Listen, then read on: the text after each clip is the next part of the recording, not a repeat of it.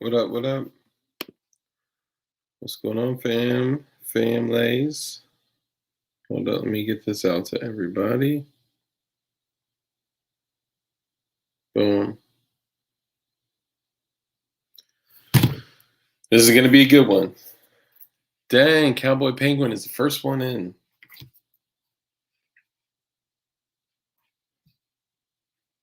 Beep beep.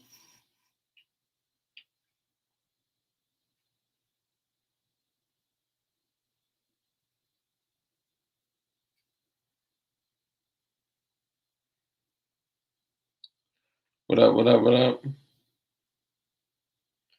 What up, y'all? All right, hold up.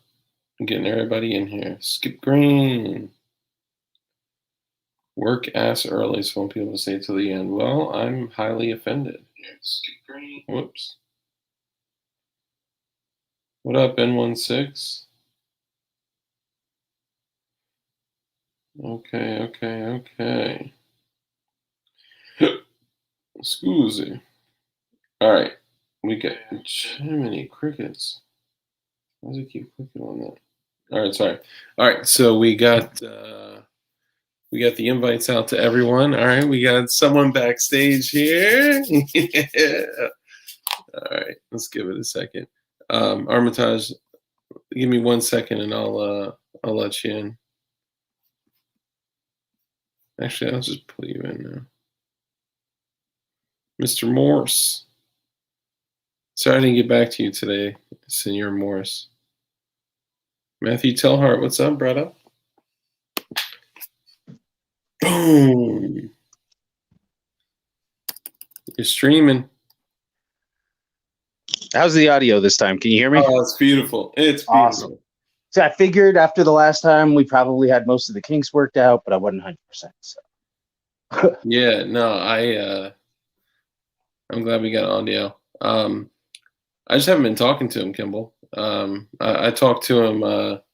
I thought, wasn't that on stream when I called him? Oh no, when he had some folks out there at Glimmer Ridge, I called him. We had a conversation, but I don't know, I think he's just busy with doing the classes and everything else he's got going on. But I'll invite him to come back on again. What up, Blue Sticks? Man against the masses. You're addicting. I think that's a good thing. Trying to set up some kind of thing. I've got a cell phone case with a clip on it, but it's from China, so I don't know how much I really want to trust it with like the actual phone. And it's like 2 feet up in the air right now. This time I got my hands free though, so that's cool. There we go. Nice. That's the game changer, man. When I remember, like, I literally used to hold the phone every time I streamed. Then I got like this. Then I got the one with like the squishy sticks that you can like fold and bend everywhere. And yeah, it's funny because they make a whole lot of things to hold your phone now, and my inclination is still to try and make something to hold the phone. Hey, dude, if you saw what my laptop was on right now, you would die laughing. It's literally on a box that Matt Telhart used to send the knives in, like to lift it up another few inches. I do that a lot too. If it's cardboard box, unless it's like kind of compromised at the corner and rounding out, that's furniture. Hell yeah. Hell yeah. Bench vise with soft jaws works well, as long as you don't tighten it up too much.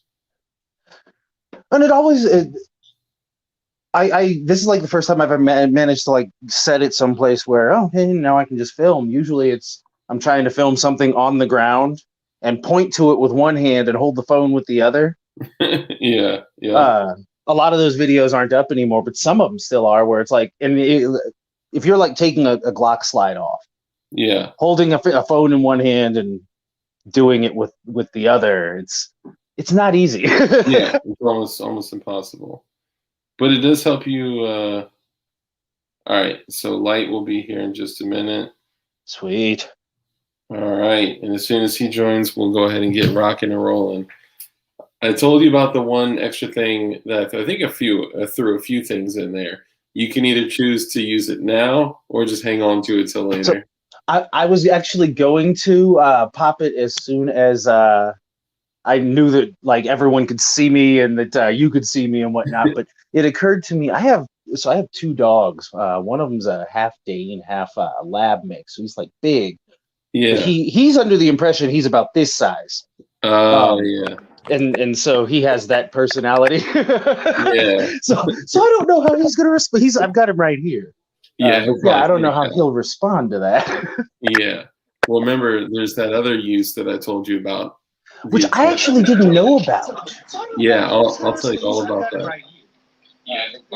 What's up, I Light? What's actually, up, man? how What's you up, doing, man? Light? Hanging in. Was playing some spades with the family. Nice. Nice, man. Well, Haven't we done that in a wanted while. to. That's a good summer thing, like activity though. Oh That yeah, used to be at least once or twice a month. Someone would be barbecuing or going to this one's house, and someone pulls out cards. I hell yeah. was I never still good at want it, to but get it's those fun. cards. I want to get those cards, the forging cards, like that tell you like which plants are safe to eat and whatnot. Oh, bro, definitely need Um, those. did you guys ever? What's his name? G Webs. It's been so long since I like actually tuned into one of his shows, but he used to do some cards. They were playing cards, but they were also like ID cards for different stuff. So it'd be if you wanted like an AK ID card, and it'd have silhouettes of all of them, and then on it it'd say what it was on the other Wow. side. Or like planes. So you'd be on the ground, you're not really going to see the plane, you're going to see the silhouette. And so it would show you the silhouette of different planes, and then on the other side it'd show what it was, so you could get used to like identifying them from the ground or what have you. Damn, that's pretty dope. I never got any, but they seemed like a really cool idea. Yeah, no, Get that a is. pack of World War II ones. Yes. He's a big World War II guy, so I know he had a ton of like even down to like uniform stuff where it'd be like, well, what uniform is this? And it'd be like, a private in the Italian army before this date, Damn, that's crazy. All right, Light, do an audio check for me.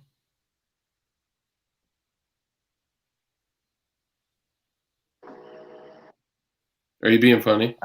It sounded like it was there for a second. I'm talking. Okay. Okay, now you're good. Yep, there, we got it. Yeah. It was choppy for a second. I just want to make sure. My ear pods are crapping out for some reason. Okay. If it gets bad, just because I want everyone to be able to hear you, you may have to pop them out. But let's see. All right. All right. So you guys know we obviously are early and way above the curve on this. This is our March giveaway, and now it being April 12th, something like that. April 12th, 13th. 13th. Yeah. Let me think. Yeah, I believe you. Yep, April 13th. Thank you for that. We're early, but we wanted to have Armitage, who won the giveaway from. Obviously, we want to give a shout out to Matt Telhart. Matt Telhart put a lot of probably literal blood, sweat, and tears into making these blades, and there's some other special stuff in there too, which we don't want to give away. And on its way out, I threw a couple things in there, but I don't even remember. I was gonna throw a Bic lighter in there, but those are tough to part with. Yeah, those are going to be gold sooner or later. Yeah, I mean, they're gold now, really. My wife actually was like, "Oh, the lighter in the kitchen died. I need a lighter for like candles and stuff." And I was like I had this like anxiety rush over me, and I was like, "I'm gonna have to open a pack of big lighters." Oh my god! And went downstairs like it was like a horror movie just to open up a pack of big lighters. It's like breaking a 20. Yeah, you spend $1 out of that 20, and immediately the rest is just gone. So we wanted you to be able to open it up on stream and actually like legit like show everyone what you got, and whoa, hey yo, that's not the one. Is this? Nope. All right. Okay. My apologies. We've been doing this for a while. So yeah, we wanted you to be able to open it up on stream. So far, you know of two things that are in the box. Yes. One is the blade, and one is a party popper, which is funny and also kind of cool for another thing at the same time. But you go ahead, man. Go ahead and crack her on open. Make sure you don't show any of our addresses on. No. I actually took that part and moved it away over there. All right, cool. So before I do, though, I did want to show everybody this because I thought this was cool. Yeah, I don't know if I can get it in close enough to the camera to where you can kind of see. Yeah, so there's three panels here. And then the third panel. And this is a bizonal security system. It's the inner zone of the bizonal security system, which I thought was cool. Yeah. So this is the one. I think this one was on mine. This is a ambush breakdown. So it breaks down the fire squads in an ambush. It breaks down Very cool. special task detail, halts lead vehicles, fire support element, common group assault element. Like I was like, dude, how sick is that? Right? Thank you for that, man. Get them now so you have them later. Hell yeah, ain't that the truth? So I have not opened this yet. I wanted to make sure I was as surprised as everybody else. So I hope you like glitter bombs.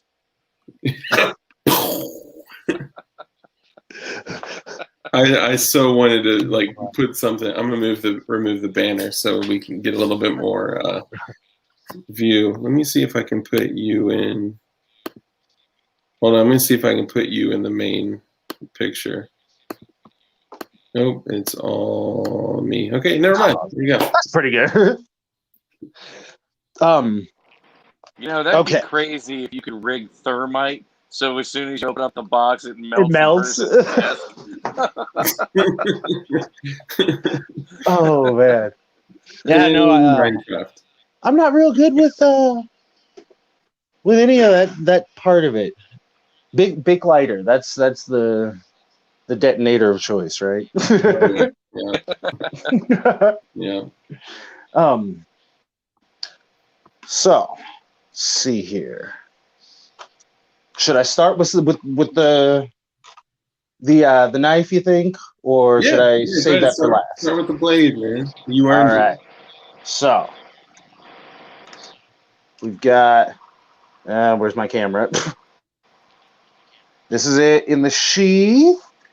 Hell yeah, dude! I love the little flower, the little what did he call it? The pin. Flower pin. Yeah.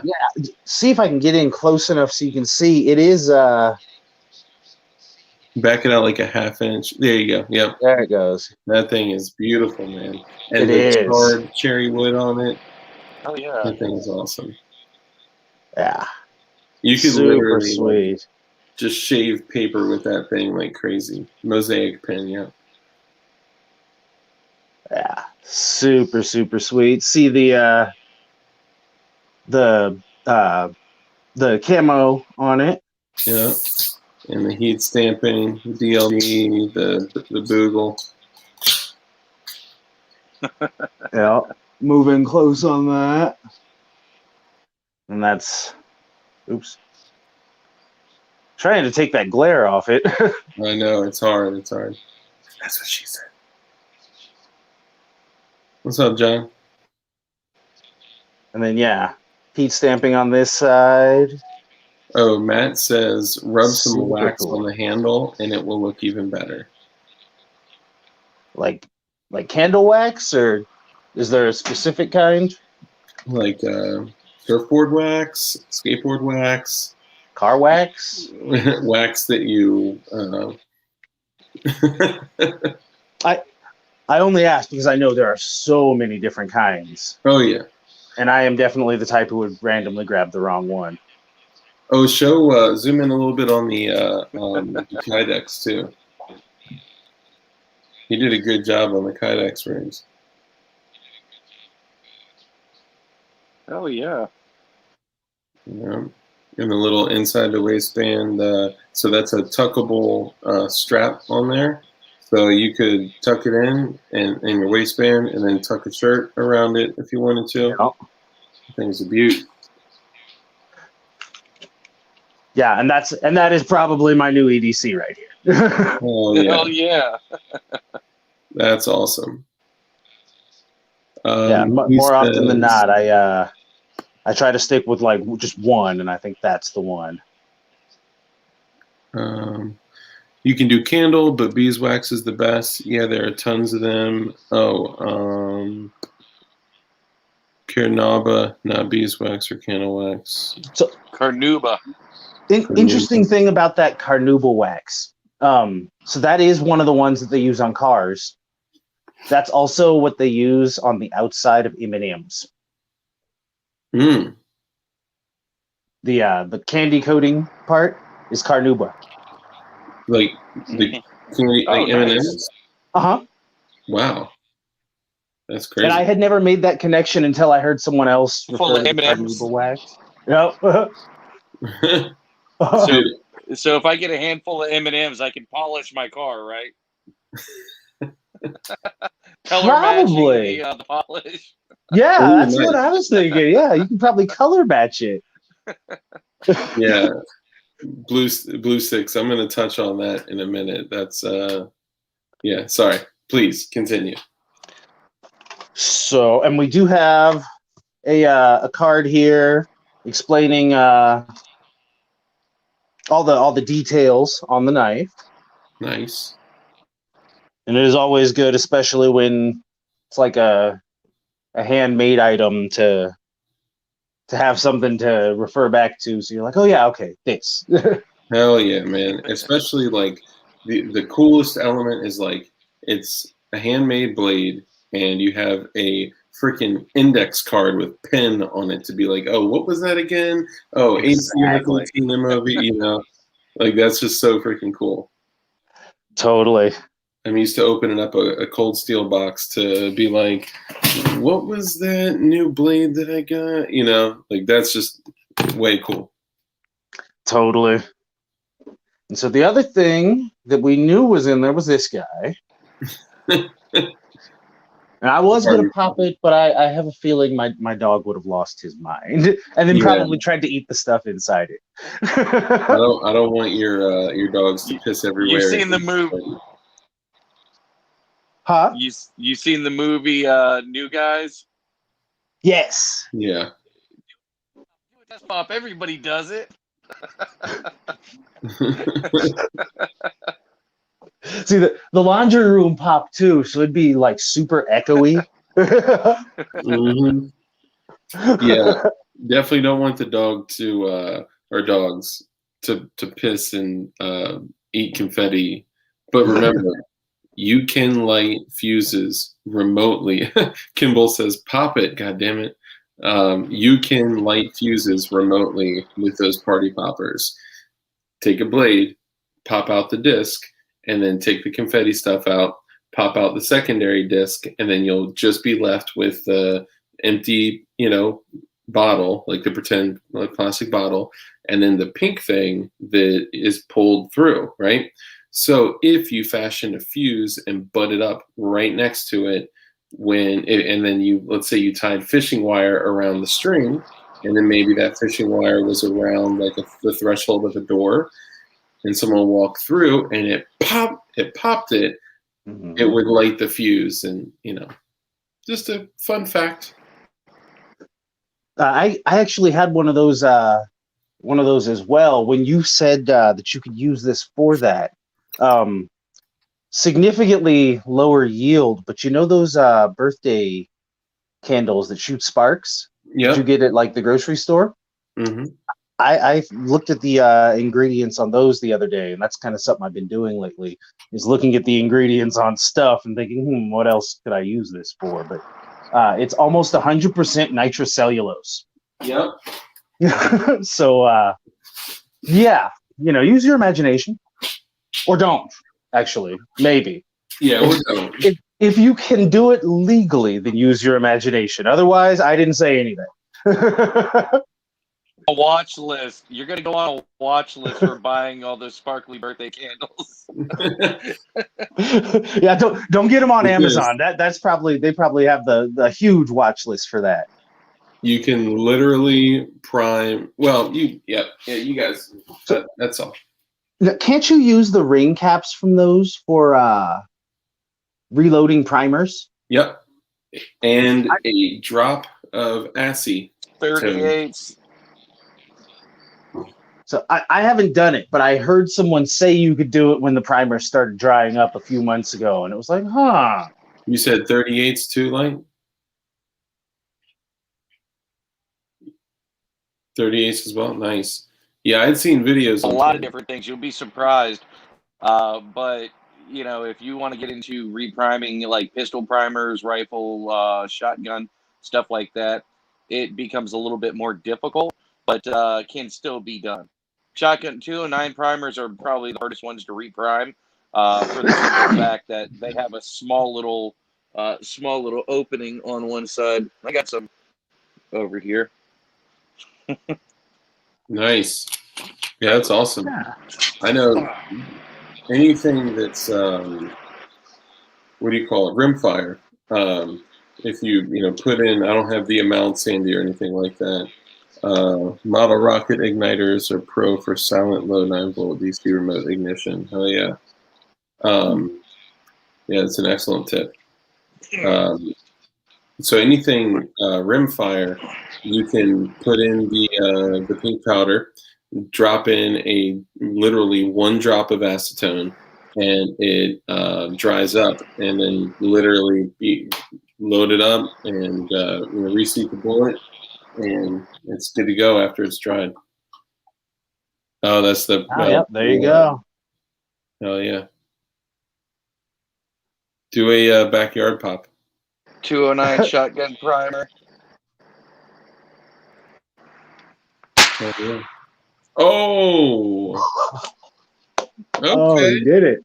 Oh, I have no problem doing it. It's legal. I just say a raccoon came through. I take all my 209 primers and do a dab of nail polish front and rear to be able to keep them weatherproof. And then they have these nice little hold 'em ups.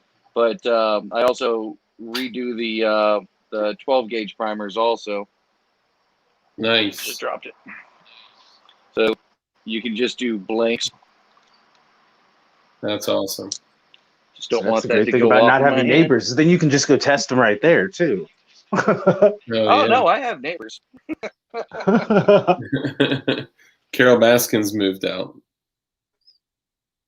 Nice, dude. That's what's up. So Very ain't too cool. worried about it no more.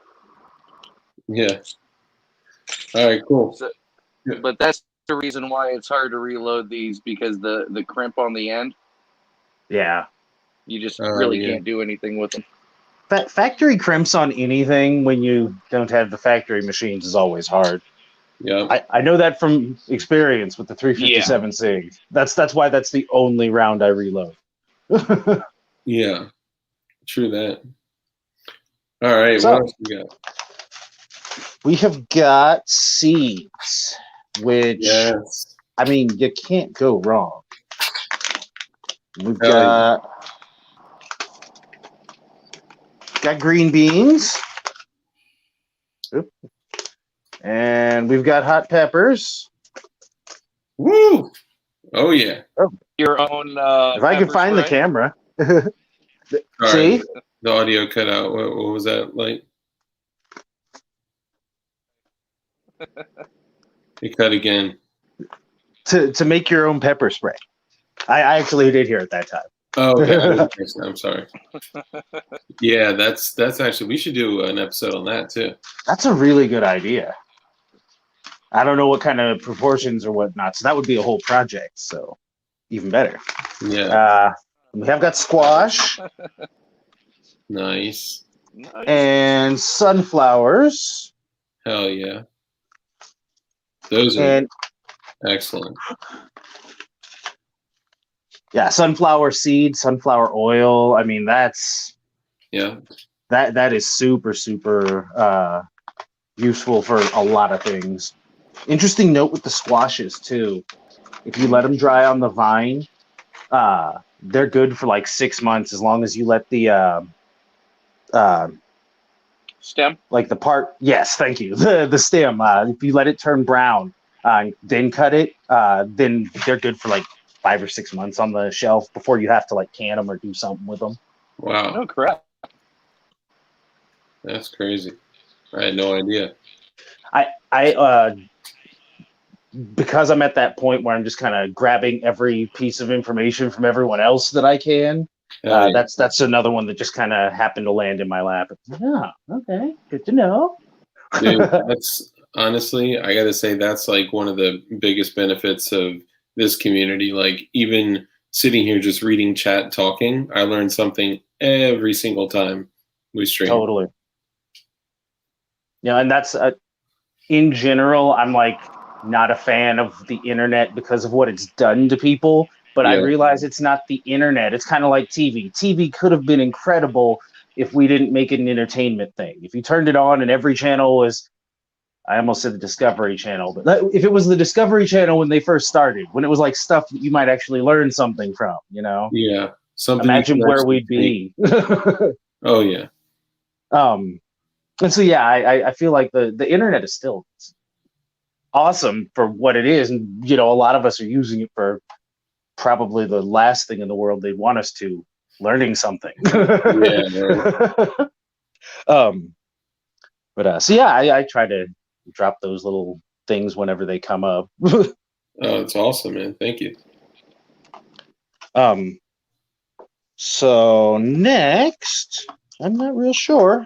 It's a box in a box. I think this is the glitter bomb. It's actually not. Funny enough. This, I may even bring Matt on to be able to explain it. But go ahead and pop out of there what you see. Okay. So that's a copper bracelet. What's up, It Gertrude? is. It's a And copper bracelet. see Literally. if I can get it. Is that too? That's good. Literally hammered, repurposed copper wire that, and apparently copper has like a crazy high melting point. I had no idea. Wait.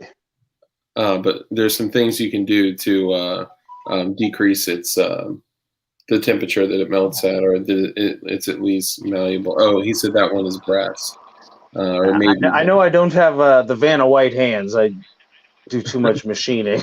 But Now everyone's gonna look at your hands. you see the detail on it. Oh yeah, That's why I tell him all the time, Matt is a freaking artist. dude, Oh, yeah. absolutely. So some of us can make a machine, and that's, you know, whatever. That's just following instructions. Yeah, It's when you can look at that machine or at that piece of metal or wood the way an artist used to look at a piece of stone and see a dude in it. yeah. It's crazy that like he could literally make tools to make shit. Like Exactly. that's crazy. Yeah. And there's also these guys. So you got two different pendants, and Yeah. I can't see if. So let me grab the box I got here. Shit. So he's big on jewelry making and, you know, taking like copper wire and things like that and using it as like, you know, kind of decompression, like almost like treatment in itself to be able to just like, you know, make things that are beautiful. He made a necklace that I gave to my wife. He made those bracelets. He made pendants. and I'm pretty sure you have some other. Well, I'll wait till you pull stuff out too. So therapy. That's the word. Thank you. Ass with this stuff, man. That's beautiful. Absolutely. So I'm going to throw this one up here because I think there's an argument that this may be the most important thing in the box. Yep. Amen. I think everyone probably knows what this is, but I'll move it in close just in case. I literally started carrying mine daily. Yeah, I know there's a lot of people who carry a Bible or what have you, and this is so much smaller and easier to carry, though. and I'm not necessarily saying don't do the other thing too, but they do make Bibles that are very small and they do. But he says if you already have one, pass it along, which I thought was really cool. It was a great message. Yes. And I don't think there's such a thing as too many of them in circulation, especially like copies that are easy to carry around, to where when someone says, well, that doesn't sound right, they can, right here it says the exact opposite. Actually, yeah, the cool thing is that it's called propaganda. And that ultimately, that's the most dangerous weapon there is, really. I mean, we freak out on, rifles, or who's got which caliber, or nukes, or bombs, or tank. None of that's the dart or light hit it right there on the head. That's the real weapon. Or I can see the whiteboard behind Dark every once in a while, and I keep on thinking of myself, imagine what the politicians are saying. Why did the forefathers just write it on a whiteboard with dry erase marker? Right? It would have been so much easier for them to change it. Yeah. Well, the cool thing about this is that so what it says is this Constitution was proofed word for word against the original Constitution housed in the archives in Washington, D.C. It is identical in spelling, capitalization, and punctuation, and is sized in accordance with one produced by Thomas Jefferson. I thought that was so cool. Well, it's important, too, because, as Light was talking about in the last stream, it's real easy to get a ball rolling on changing a text by just moving a period from here to here. Yeah. Or a comma, you change it just that little bit, and, a couple hundred years later, it's not even the same page. Yeah. So yeah, no, I think that is a very cool factor about it, that it's as authentic as it comes, without holding a multi-100-year-old piece of paper. Yeah. The grammar one that they told me, I helped my uncle jack off a donkey. It depends on where you put the comma and the period. Yeah. There was some comedian, and I can't remember who he was now. I'm sure it's going to come to me later. It was back when people were still funny. He had a joke, and he said, it doesn't really matter what you say, it's how you say it. You say she had a crack baby, and it sounds really sad. But then you say she had a crack baby, and it's like suddenly it's a whole different inflection on it. Oh yeah. So there's this whole thing. I did this, and that's one of the same NLP classes. It talks about the same thing, and it was like, "What's up, Bacon? Thanks for the 223, brother. You eating bacon? You missed quite a bit, but it's okay. Only 34 minutes. YouTube only waited 34 minutes to send you a notification. That's all. That's actually not bad. I've been getting a lot of notifications 2 days later, where it's like, I watched this, not for you guys specifically, but like in general, 2 days after a video has come out and I've already watched it, and it's like, what was with that? Damn. Yeah, but there's this thing. It was basically like, I helped Bob take it. I helped Bob take it.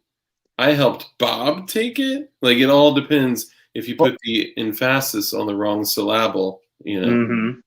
Well, and It's an old movie, but in My Cousin Vinny, first time I watched that, I thought it was, at least the first time I watched it with like any kind of cognizance. There was a scene where Ralph Macchio's in the back and he goes, "You guys think I killed him?" But he didn't say you guys. He just, "I killed him?" Question mark. That question mark drops off and suddenly you admitted that you just did it. Yeah. You know? Yeah. I remember that. So yeah, it's definitely important to choose your words carefully. Not that they won't change them anyway, but we always say words are important. No, we didn't say that Jefferson wrote the Constitution. It says one that was produced by Thomas Jefferson. And so we've also got this guy in here. I missed that. Which guy?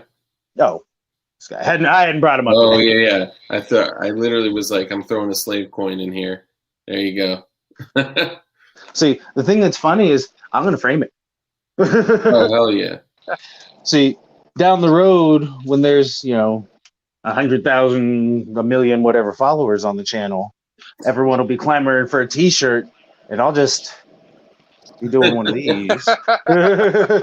Funny enough, I kind of did it as a joke, but it also is a reminder that money is just nothing, and that was actually a part of why I had said in the I don't know if it was a text or an email, but I had something else that I could throw at you guys tonight, to where if you wanted me to hang out a little after we finish with the prize box, I actually had something interesting on money. At least I thought that we can get into, and it dovetails in with getting at least semi-self-sufficient. Hell yeah. I want to give a shout out to, I think that's Sugar with a silent T. I've literally listened to almost all of your streams at work in 1 week. I am officially indoctrinated. That's a good sign. Yeah. Anytime you hit up on a stream that you can just watch this one and then the next one and the next one without having to get a palate cleanser in between, that's always a good sign. Oh, yeah. So the next thing we've got in here is this guy. Oh yeah. Hey, that may be one of the most valuable pieces of equipment that you have. Yes. A way to, and I'm joking, right? But a way to EDC 2 rounds of 12 gauge and any dead space in your belt, throw it in there, and they come out easy as a mug. Well, and I love Slamfire stuff. Oh yeah. So once you go to Slamfire, I mean, you can put it where you got a magazine or a tube or something, but the odds are that's about where you're going with it. Look what Matt just said. Yep. and I'm kind of thinking yes. The funny thing is, like, okay, I could carry a Glock 19 and a spare Glock 19 magazine, or 15 pellets of double aught buck. It's basically the same thing, but this is just one trigger pull. Well, and it used to be like everyone, the rules have changed so much since I got into guns. It used to be you couldn't have a sawed-off, in quote, shotgun, right? Mm-hmm. You still can't. But it turns out that the whole reason was because no company made a shotgun that was already that short. You can't cut it. Oh, yeah. is pretty much, like, I know there's a little more nuance to it, but basically, as long as it comes from the factory with the pistol grip and the short barrel, then you're good to go. So if you're, and granted, it's kind of like the whole idea that radar guns are inadmissible in court because it comes from a machine. If you're willing to argue it potentially, I mean, as long as you're not cutting a barrel or using a receiver from a firearm that has that would normally have like a 16 or a 28-inch barrel, You can actually build a shotgun at home that's a pistol. Yeah, I think there's some. There's still some restrictions on overall length, and Yes. and if the rifle barrel is Rifle, if yes. the barrel is rifled, there are no. You can actually build a pistol, so you could do like a 410 pistol build. That's like this big. Yeah, y'all go ahead and talk. I want to grab something. As soon as it goes to smoothbore, the rules get a little looser. And again, there's some nuance to it and whatnot. And as with every state and really a lot of counties now, you kind of want to check beforehand. But they totally, you can put together some stuff that at one point would have been at least considered. It wasn't because the law hasn't been rewritten. It's just been interpreted differently in most cases. But I mean, you can build some stuff that would have been pretty illegal at one point. Oh yeah. One thing that I want to point out, when people are like, "Hey man, you gotta come over and fire off my my potato gun," I'm like, "Yeah, no problem. I'll bring my own too, and bring the pipe shotgun over." Totally. I just don't use hairspray, my friend.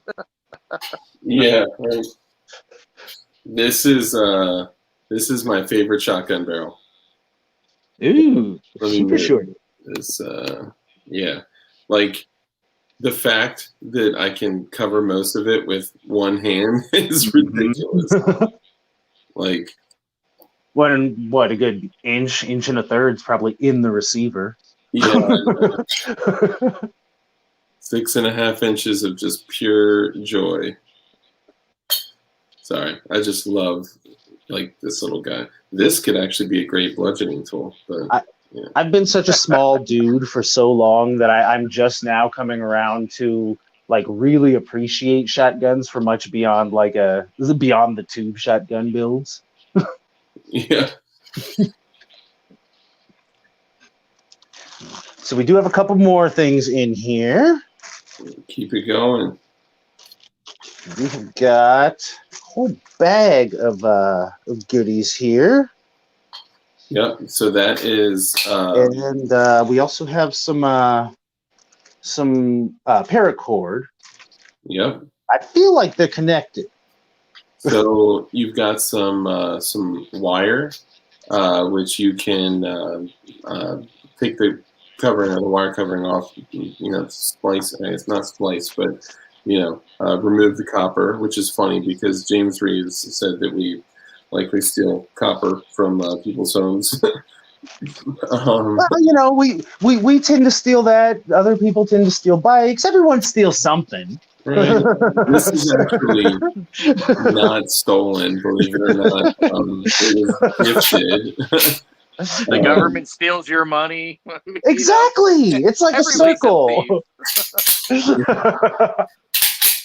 So he uses the wire, the copper, and all that to make jewelry. So it's a jewelry making kit.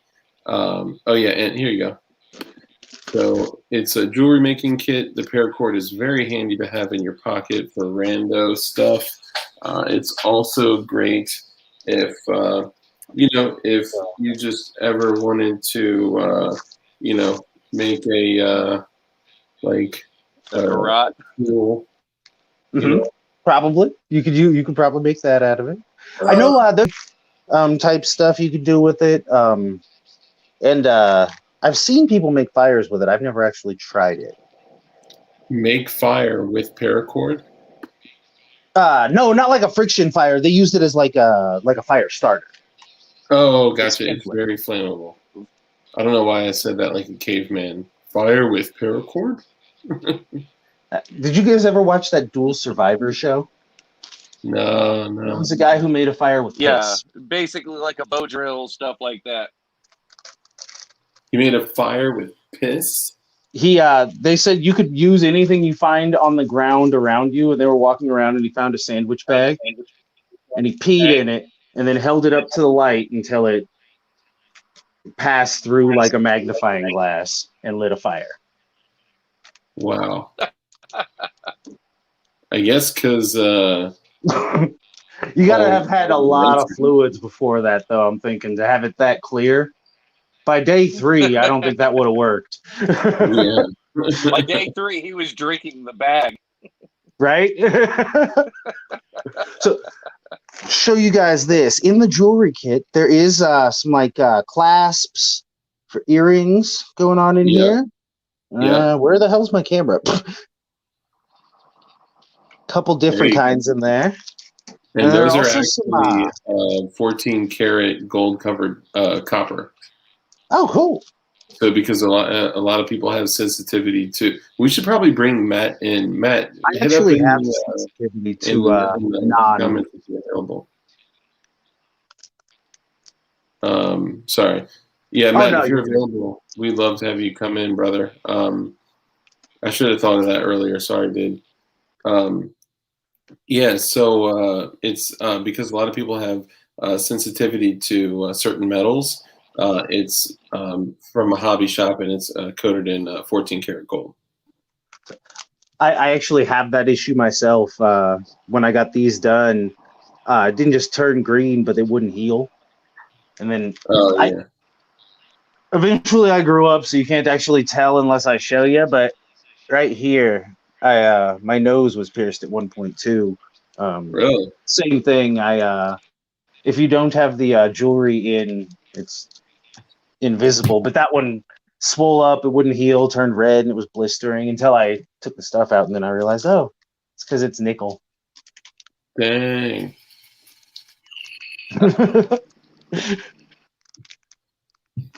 So I just sent a message to Matt. He's likely going to come in too, but feel free to continue. So we've also got these guys. There's a bunch. Different types of crystals and like gems. A few of these He'll look like actually know which natural one is pearls. Yeah.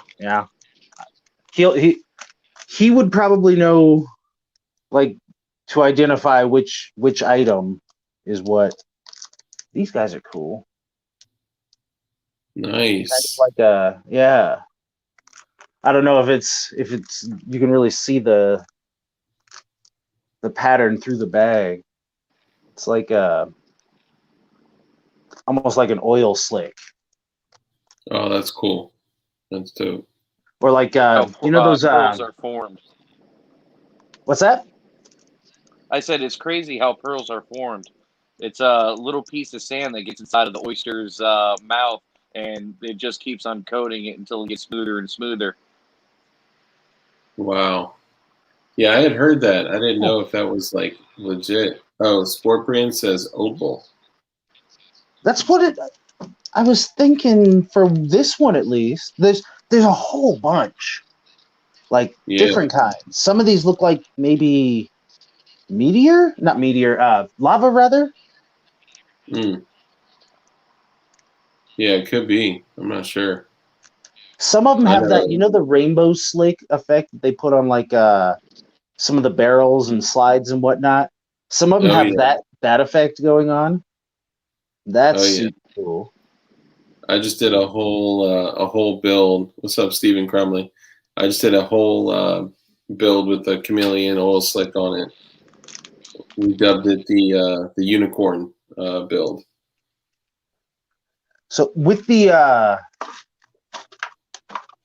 finish, do you feel like you have to baby it? I have no idea. I haven't even fired it yet. That is. I just built it, and I mean, I know it works because it's a Glock, but I'll get it out someday soon. Yeah. I'm actually the guy who has gotten to the point where half the time, if I'm carrying one, it'll be one I've never fired. Between the fact that there's so many in there, and it's like, well, I don't have time to go test them all. It's a Glock. It's fine. I'm sure it's fine. Yeah, right. Like we'll play this by ear. Yeah, between that and ammo, that was actually a part of why the SIG was a godsend. Hold on. There he is, the jackal himself. Oh, something happened. Oh, I hear him. Heard him. You know what? Try it again. Last time this happened, you backed out and came back in, and it was working. I'm trying to sell my motorcycle, and I've been offered at least 4 times an AR-15 and a little bit of cash on top. And I'm like, dude, the bullets are worth more than the gun right now. Right. I'd rather take the cash. The ammo is super expensive. Who was it? I was saying this, CRS earlier in one of his videos. You remember when bullets were consistent and cheap? Pepperidge Farms remembers. Freaking. Yeah. A lot of this stuff, like if you buy Remington, you're probably getting Remington. I doubt they're sticking the wrong thing in the box, but a lot of this stuff seems to be coming from Turkey now. I love Turkey. How you doing, Matt? I'm all right, man. How are you doing? You guys pretty okay? good. See me all right? Yeah. Hell yeah. Awesome. Yeah. It's awesome. And Cool. again, What's that? Oh, sorry. Oh yeah, I got like this huge delay, so we got to do like an over when we're done talking, so I don't like interrupt you guys all the time. Over. Yes.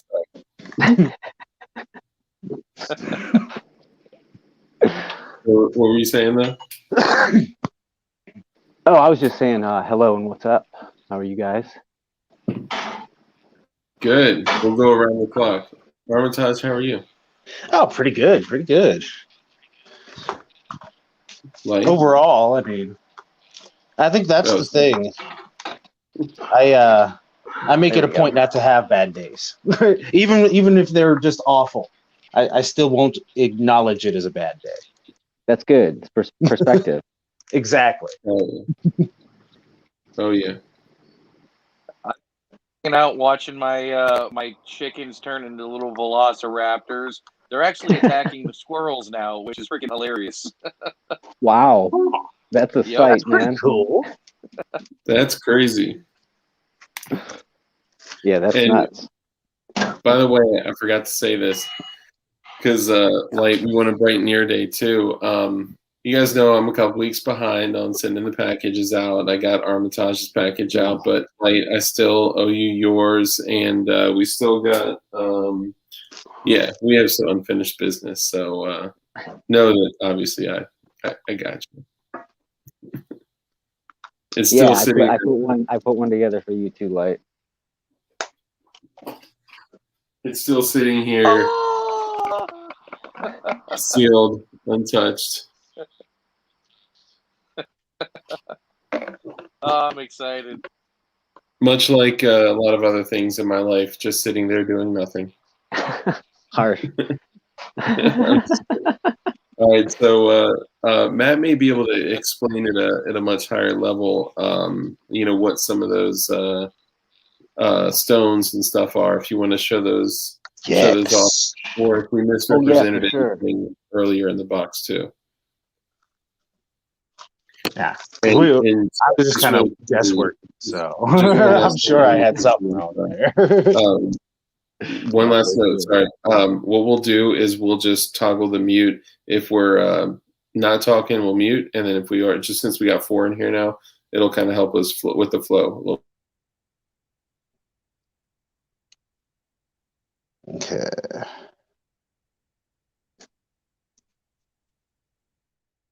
So I'm just pulling some to the side so I can.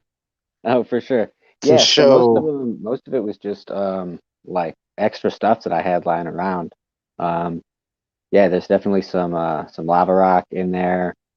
The shiny ones, I think those are titanium. That's why it's all like shiny and cool looking. So I think those are titanium. There's also glass beads in there. The green circle one with the swirls, that's the titanium bead. Yeah, those are dope. I want to find a way to inlay those green in one? that mailing gun. Yeah, that's what is that? That's malachite, I think. I think that's what that's called, malachite. Yeah, that's really pretty. They have such a beautiful pattern to them. Let's see. I think there's some quartz and some citrine and tons of different shit. And there's this guy, a couple of these guys. That's carnelian. Yeah, that's a nice little tumbled carnelian. Damn. Let's see here. There's these guys. They look kind of like a Skins and date. I put in there. Oh, pearls. Yeah, those are totally pearls. Yeah. Little freshwater pearls, I think. That would be the only one we guessed right, I think. Yeah, I mean, I have books with all that stuff. I can't ever remember the names for all of them anymore. This one's cool. It's almost like a crystal, but it's yeah, that's a green tourmaline, I think. I think that one comes in like tons of different colors. So usually black, but the green has that long kind of like stick cigarette looking formation. It's really cool. That's dope, man. a long time ago I knew something about minerals. And now all Yeah. I know is that a long time ago I knew something about them. Yeah. It's a whole it's a pearls whole should be pearls should be worn or handled in your hands because if you let them sit out, they'll end up drying out. The oil in your hands or your body oils actually keep them hydrated. That's a little fact that most people don't know. So if you don't wear them, if you just leave them in the safe over time, they like dry out, or That's Well, they are crazy. natural Brittle. I did not know that. Double echo.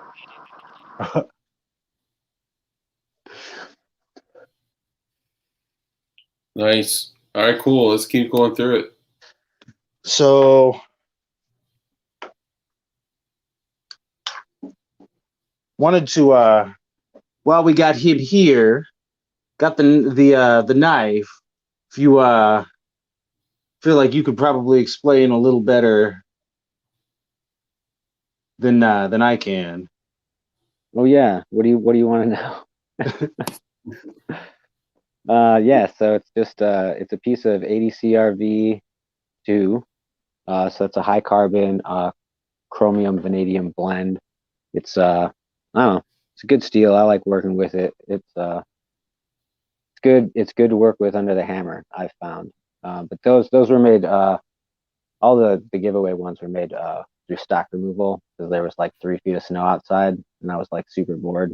So I was like, I'll just make 3 or 4 knives. You know, why pick one?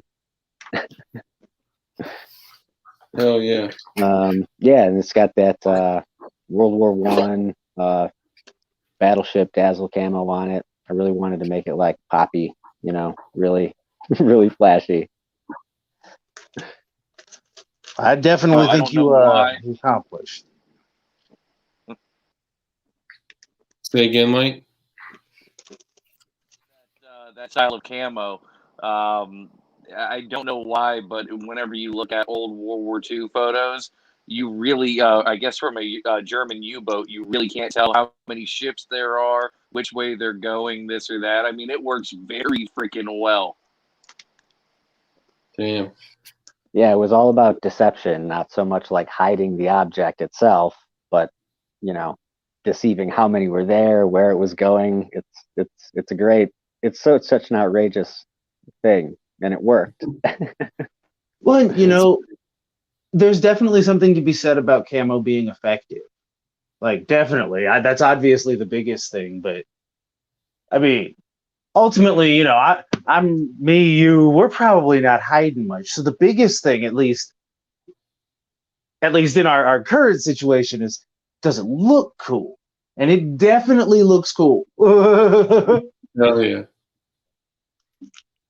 And if you do have to use it in a defensive situation, they won't know how many are coming. They won't know what direction is coming in. Exactly. Is it 1 dude? Is it 5 dudes? I don't know. Yeah, he has 6 knives. That's awesome. Yeah, now I would definitely encourage you to play around with the jewelry making kit because I started messing around with it, and even just like cutting the copper out of the sheath of the wire. I did actually open up my finger pretty badly with an X-Acto knife, but aside from that, and I decorated my carpet in here red. Got to get one a month, right? Yeah, right. But it's cool, man, messing with those. Actually, I found it oddly. Oh, man, I gotta grab it. I turned a lot the two of them into like pig's tails, so they're like springy, and wrapped them around a punch, and just kind of. But just started playing with them, man, and it is oddly soothing. Yeah, man, I mean, everything has like an energy, everything has vibration, and I mean the metals and the stones and the wood and all that shit that you can work with your hands, you can feel it, and it has an effect on you. And that's cool. just it.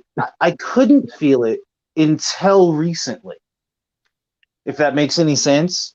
Right. Like in the last 4 or 5 years, it's been something to where it's like, no, I there's something about this, Yeah, it's crazy. Everything Totally. is energy. Yeah, it's something, you know it, you just have to remember that you know it. Yeah. Well, I think the timing is cool, too, because I know everyone's kind of on that same road right now, and we're all kind of, just kind of shouting messages back and forth, so to speak, like, hey, try this. Hey, this worked, that kind of thing. But, so like, it occurred to me, ironically, from listening to a bunch of other people, that when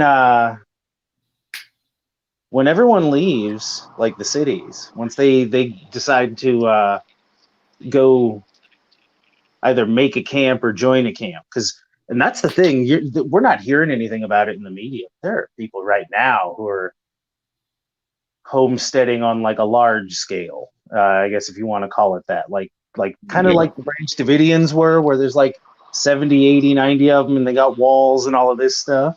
And eventually a lot of people are going to come join them just because it's, not the city. And they have infrastructure, they can teach you this or that or the other thing. But everybody has the same idea coming out of the city. Oh, well, I was whatever in the Marines or this or that, and I have this rifle, so I'll be on security. It's like everyone's on security.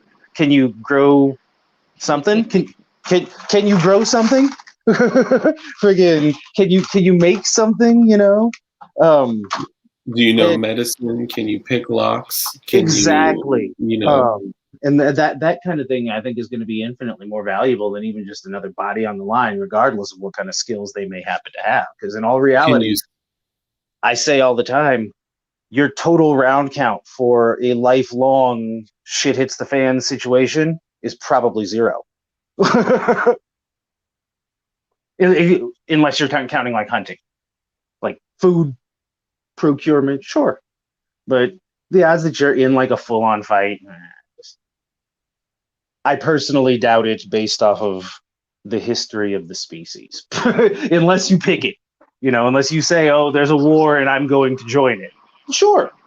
And I'm not joining it. So I'm looking more at trying to make soap, trying to make jewelry, that kind of thing.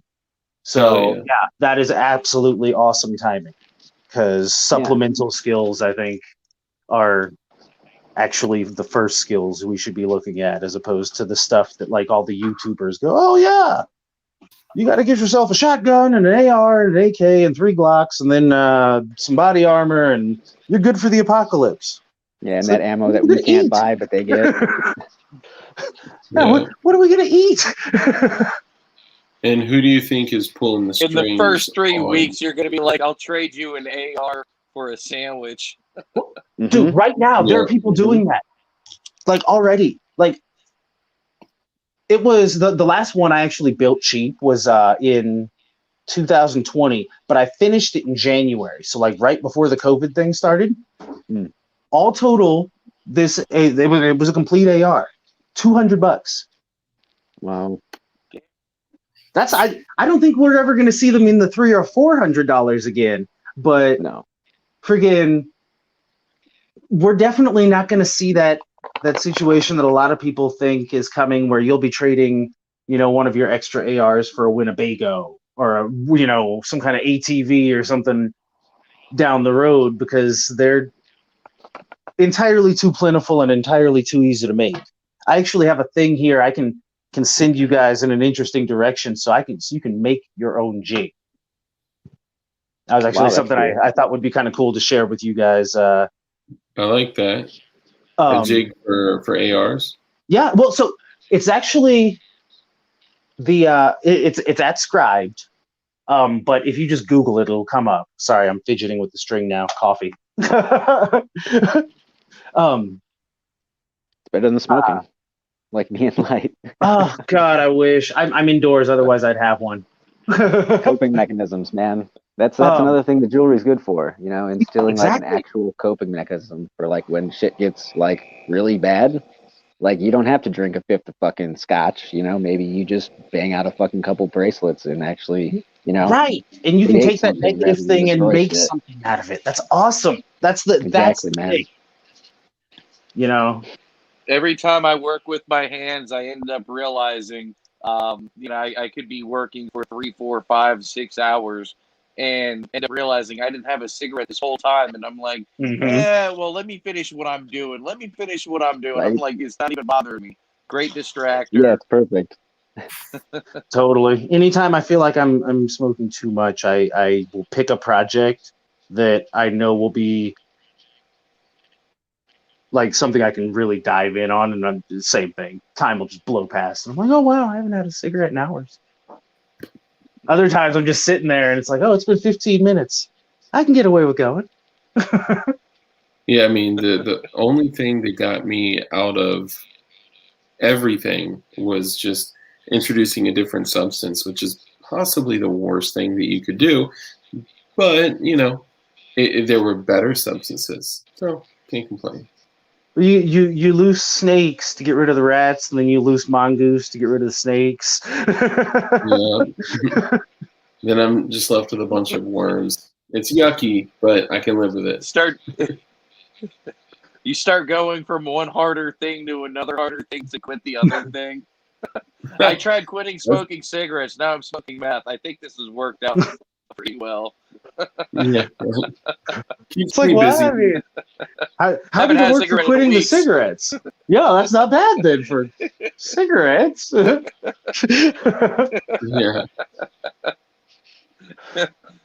So, what's your favorite thing out of the box so far? Honestly, I want to say the jewelry kit, actually. Nice. Okay. Yeah, don't get me wrong. I was actually for it. And I can show you this. This is the other knife that I've been messing with, and it's an OTF, but it's Fancy. Like super cheap. It's pretty much just OTFs, man. It's pretty much just something to thrash on. I got this from one of the stores in the martial arts store in the mall. Like that was pretty much just a junk knife, and I really expected. Don't get me wrong, super cool. I really expected this to be like my favorite thing out of it, but I think this has actually got me. Good. Because it's kind of the same argument as, because like obviously I have a bunch of tattoos. So do I. You just don't see them. And then we were talking earlier about piercings. I actually did most of these tattoos. Not awesome. all. And everyone used to ask me how come I don't do piercings. And I used to tell people, well, because they can take a piercing from you. Right? Right. Like, if you go to jail, or if, you're just showering and rubbed wrong and it's gone, and now you have like a weird scar, but no, you don't have the thing that you actually wanted. You know what I mean? Right. A tattoo, you're pretty much got for life. you could theoretically like cut the arm off and lose it. So you pretty much got it for life. And so I kind of feel like this is that same kind of thing, though. Like, I could get chased by marauders through the brush and lose the knife, But if I actually take the time and figure out how this works, that skill, that's what you can't even cut the arm off and take that. Exactly. Hey, Armitage. When you were talking about, you can knock a piercing out or it can get ripped out, this or that, that brought back a funny effed up story. When I was in the Navy, one of my crewmates, he's a gay guy, and he went to the club wearing a fishnet shirt, and he had nipple piercings. He took off his shirt and took off his nipple piercing at the same time. Oh my That God. was freaking hilarious. He was bleeding through his uniform, always had a bloody nipple. Did he have a nipple left? Yeah, like it was like that shaped. Ooh. Oh, it was hilarious. I'll bet that left a heck of a scar. Yeah. Oh, wow. That's brutal. Oh, my Years God. later, he takes off his shirt. His kids are like, what happened there? Look, you can make it talk. Oh. Oh, wow. Yeah. Wow. That's terrible. So I do have an interesting. I don't even want to call it an announcement because I feel like announcements just are like bad luck. So Yeah, they can be. I'm just gonna say this: if you are a fan of 7.62 by 39, and if you are a fan of 9 by 18. Mac? And if you are a fan of Comblock Eastern European weaponry, you definitely need to be a part of the stream this Thursday, 9:30 Eastern. We'll definitely be there. I'm always there. Yeah. It's going to be pretty epic. There's a guy that's going to be on, and it's going to be pretty epic. See, Yes, I have had some of those, but don't. So I'm actually more interested in them now just because of the import thing. All You of a guys, sudden now, I need naked. I got a family thing. Take it for me for 1 minute. Light, you got it. All right. Can we take a quick second to congratulate John D on getting to see his daughter? Right? Yeah, John D. Finally get to meet his daughter. It was a while ago. So I just wanted to take a time to congratulate for sure. Absolutely. 15 years. Okay, go ahead. Sorry, bud. So basically, one thing that I want to get off my chest is I absolutely love you guys. You guys are freaking awesome. And we need to break down and start up a on this channel and start doing how-tos and start doing gardening tips, stuff on hugel culture. Absolutely. And I have my 275-gallon tote coming back to me. Somebody borrowed it so they can pressure wash fences in a field. Well, basically all they did was clean it out. And now I'm getting it back. Hey, that's awesome. About that. Hell yeah, I don't have to clean it. And I'm like, fuck it. So doing a working rain barrel or rain collection system and be able to give water to my chickens, my plants, stuff of that nature, and go from there. Oh, are you also looking at Lowe's, I do believe. Go ahead.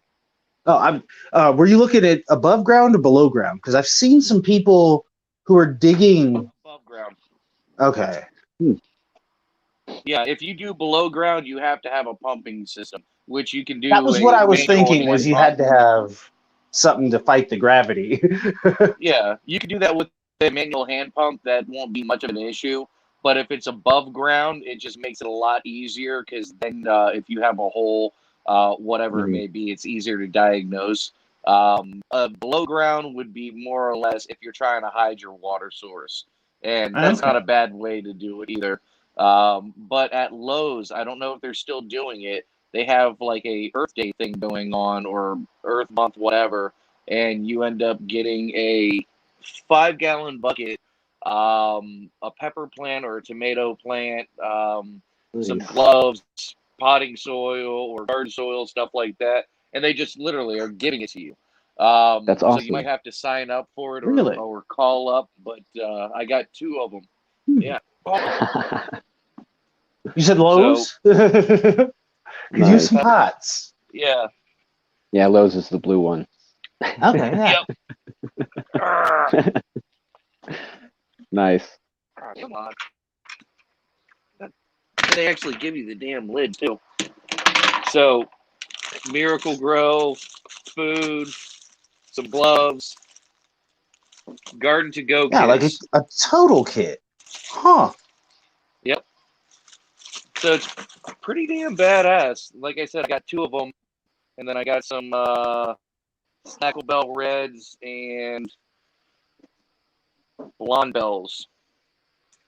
So kind of excited, and that's free. I mean, you can't go wrong. You get a free 5-gallon bucket, you get some soil, some food, and a plant. So I don't know if they're still doing it, but we got those, like 3 days ago? So I'd just say take a look at that. Yeah, it's worth a shot. Honestly, I think depending on the area you're in too, I'm sure in some places the supplies on that would run out real quick because everyone would run in to get them. But I mean, this may as well be Silicon Valley. They're not going to do it. Their hands might get dirty. Yeah, right. Oh, I don't have a personal channel. Somebody was asking if I have a channel. No, I don't have a personal channel. I think I might have actually uploaded one video on YouTube, but I couldn't even tell you if I still have it up there. I've never looked into it after that. But no, I live in a rural area, and it looked like they had plenty of them available. So, I mean, nice. I would assume the city folk, they're not really too worried about it. But out here in the country, I would think that more people would be getting them. See, yeah, I've been thinking for a while on this. Like they keep talking how and they started halfway, not even halfway into the Rona thing last year, how food shortages were going to be a thing. And they always telegraph the stuff way ahead of time. So if they say it's going to be 6 months, then it's going to be more like 1.5 years, 2 years, before you actually start seeing it. Right. And like, don't get me wrong, I think in a lot of ways they kind of want the full effect to come down, both because they can use it to lock down the cities, like in that 28 Days Later movie, and say, oh, everyone outside is bad, and that's why you can't leave. But then also, they can lock down and control the food. And I think at the same time, just knowing how they are and how history has played out over and over again, I feel like they're still going to be turning to those rural people who they're chasing out there in force right now to go to drop what you're doing and go grow something.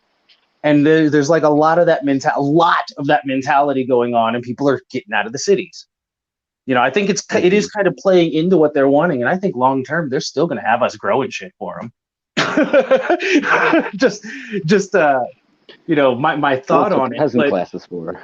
Well, yeah, exactly, and I think that's kind of because I'm seeing more and more of that where they're like, not literally that. That was the first time I had seen here. This is everything you need to get started. Learn what you're doing. But then also, and it occurred to me recently, even if you can only grow like 10% of your own food or handle 10% of your own food, that's 10% of your basic feeding that they don't have to worry about. That's 10% less of you going raiding for whatever. And so it still seems like it plays to their benefit. Not saying that it's a bad thing, just I've been trying to kind of rationalize why I'm seeing more of a push for self-sufficiency, at least in some areas, from them, so to speak, you know? I think it's more than just, maybe people are waking up and they don't realize what they're doing, but who knows? It could be a shitty situation. I don't usually like to jump on that. That's that goes down. I'm to not the saying deep, it's dark necessarily places, bad. but I'm not necessarily saying it's bad. I'm just saying more like I think, if there's going to be a shortage, of corn or whatever, the would go out of your way to biofuel corn or the Right. filler feed soybeans that we grow here. We don't eat any of that anyway, no. right? So Yeah. and the largest farm owner is, I was going to say, the largest farm owner is Bill Gates now. So, I mean, think about it. He's Well, and in that's just control of it. all He'll these be things. making Bill the Gates is food also, for the slaves, sure. Like that lower class, Yeah. sure. He'll be making the food for them, but there's going to have to be someone to grow the food for the powers that be, right? they'll have their food They inside still their want to super stay. cities. yeah. And They'll have their one lab thing- food, their lab grown meat, and their greenhouse housing project towers. Like, See, I think the people will probably eat that, but like the people in charge, I think they'll still be eating steak and lobster. they'll eat what they eat now. Exactly. They'll Shit ain't just gonna change for the have to people in keep charge. they'll just have to keep the cows and whatnot away from town so that the people in the town don't know they have them, right? Yeah. Cows are illegal right now- but I was going to say one thing that I've touched on multiple times during the podcast and the YouTube streams is during World War II, we had Americans growing something called victory gardens. And we were producing in just communities all throughout the U.S. more food than what the world could handle. That's how much food we're producing. And this is just out of people's front yards and backyards. So imagine if we just had 10% of the population that are homeowners, doing this. I mean, we could supplement a whole bunch of stuff, but the reason why you can't do this is because of city ordinances, municipality codes. And then the other thing is you could get sued if somebody gets sick off of your produce or this or that. So they want to basically scare people away from being able to grow enough to be able to feed other people. And yeah, farmers markets are a great way to get around that, but somebody gets botulism or what's the damn one with chicken? Salmonella. If they get salmonella, this or that, they can go back and they can actually sue that those people and bring the FDA and get them involved in health inspectors. And then you can start seeing farmers markets shutting down around the country because people are going to be like, oh shit, I can sue people. And truth be told, that's why I want to be able to grow food for myself, for the people in the camp with me. But as far as like, even in a completely unregulated trading situation, I still wouldn't want to be the guy who's trading food. So looking at soap and, all kinds of other stuff that I can potentially maybe make to have as that trading material in place of food, just because it seems, and I could be misreading it, but it seems like in that situation, you don't want to be known as, oh, that guy got me sick with that burrito or whatever, lest you wind up getting way more retaliation than you would from like illegal situations. Yeah. Now, like this is why you should have 2 sprinkler systems on your crops. So if somebody says they're coming to take all your stuff, you just turn on the gasoline sprinkler system and you make sure that there's no crops for anybody. No. Scorched earth. Burn it down. Tell them I would have shared. Dude, You didn't say please. if you're making like depending on what area you're in, when you drive in more rural areas, you drive past these beautiful cow pastures and all you see is the cows, right? There will be a day where when you drive, or more than likely hike past a cow pasture, there will be security surrounding the entire real estate. Oh yeah. Because that will be the value, the commodity, the money, the okay. So let me jump into this really quickly because now, and I don't know if you guys noticed, I got a new rank. My new rank here is YouTube. Actually got a couple. I'm gonna shout this guy out that does morale patches. They're hilarious. But two things. Imagine if there was in every major city, all over the country, if there were just little sanctuaries all over the place where there were trees and small bodies of water, and you could fish, you could camp, you could just walk in and be welcomed, and we're talking about wild court. Like, that is the goal, to have parks in every major city, off of every major highway, within a half an hour hike, walk, whatever. And there's got to be an element of security with that too. But so that's one thing. But looking back at, like, historically, like Light said, that like we can provide the food, which is in whenever things get bad, that is going to be money. That is going to be trade, because farmers markets where I'm at, I don't know about you guys, but like they take money for what what they're selling. So, oh, come on, Kimball. Well, the infrastructure with those farmers markets has gotten really, really out of control lately too. Like the invasiveness of the markets themselves. I don't know if you guys have ever done one, like from a vendor standpoint, but they, most of them, not all of them, but a lot of them have gotten pretty roto-rooter about their stuff, where they're wanting to come. You're growing strawberries, and they want to be able to just drop in randomly and say, "Hey, how you doing? This is where you're doing it? Well, we're gonna sit here and watch you." Yeah. They want to be able to inspect everything from front to back as if they were the vendor. They've in my area, part of the legislation and some of the crazy gun stuff that they're trying to pass is that you wouldn't be able to carry, even with a permit, in all of these situations, and one of them is a farmer's market. It's like, why would you take away the defense of others in a place where someone would like look at that and say, "Hey, it's a soft target," even with people armed? It's crazy. Soften the target more for them. Why not? Things to think about. Yeah. It's nuts. Yeah. Sorry. I like the farmers markets like mine. They still have shotguns behind the counter. Nice. That's how it should be. Yeah, you just can't show the gun. I live in a rural area. Yeah. Well, and that's just it. You walk up, they have one right there. You have one on your hip. The negotiations will be fair.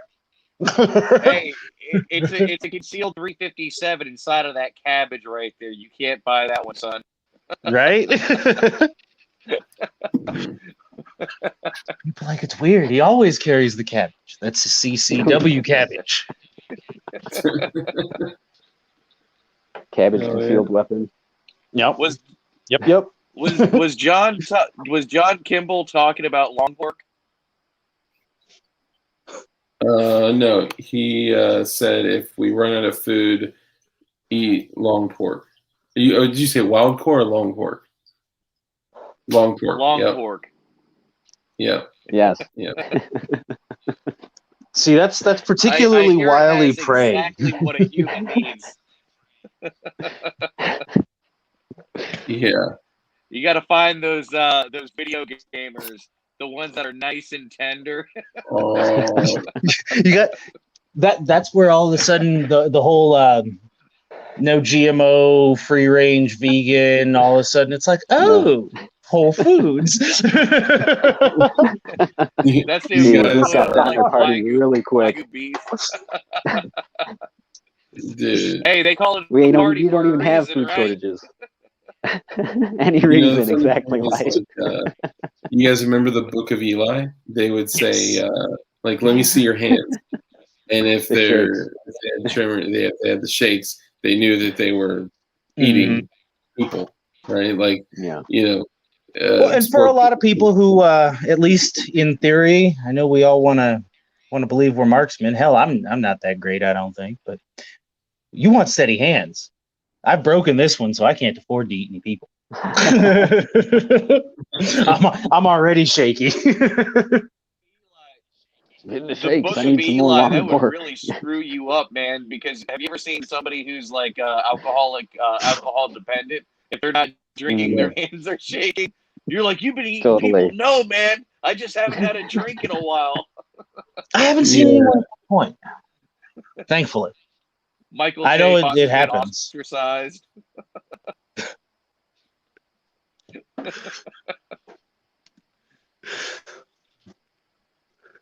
Sorry, I just got a No. message. In all reality, and I know I'm probably not the only one, if we got to that point, like to where I couldn't outsource the killing anymore, I wouldn't go vegan, but I would definitely not be eating much meat anymore. I already know that. Dude, hell yeah. I'm gonna be growing shrooms, man. I'm gonna be eating almond butter because my daughter's allergic to peanuts and sunflower. Actually, that's why I'm, kind of jealous that I can't plant the sunflower seeds, Matt. So I'm gonna have to, but it's an opportunity because now I get to share those with someone else, and Just throw them around a park that you don't go to. Do the I was Your daughter. to are do sunflowers in that family with peanuts? So no, I'm sorry. No, So it's she different. has there's peanuts, tree nuts, and then lagoons. There's several different families.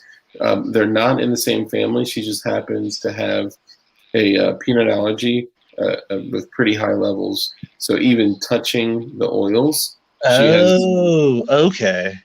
But she happens to have a sensitivity to sunflower seeds too, I which see. all of this shit is from all the nasty shit that we've done to ourselves, our food, our All the bullshit. Well, and that's kind of the thing. Who's that group? Oh, I thought I Go ahead, froze. Mike. Stark, who's that group that sings Radioactive? I'm waking up. Ah, shit, I don't know. Oh, I don't man. remember. I don't know. This is in the apocalypse. Whoa, I'm waking up. Damn, I want to hear that song right now. No, Actually, you can't think of the name? Anyway, Shit, people are talking about not being vegan. Yeah, don't it's about like variety, and it's also about we came up as like hunters and gatherers, right? So like it's moving where the food is, moving and adapting is more about like what you need to do rather than hunker down, and it's about building the skills so that you can take those skills other places to where you're not being constantly fucked by every angle. Exactly, and that's And I think one of the hardest things easy. is like all the stuff. Everyone's got a house full of stuff. Exactly, that's what it's there for. It's an anchor. It's a material anchor, so you can't remember. Exactly. and that's just it. I mean, ultimately, I am on that traditionalist angle where it's like, we live for the entirety of the duration of our time on this planet like this.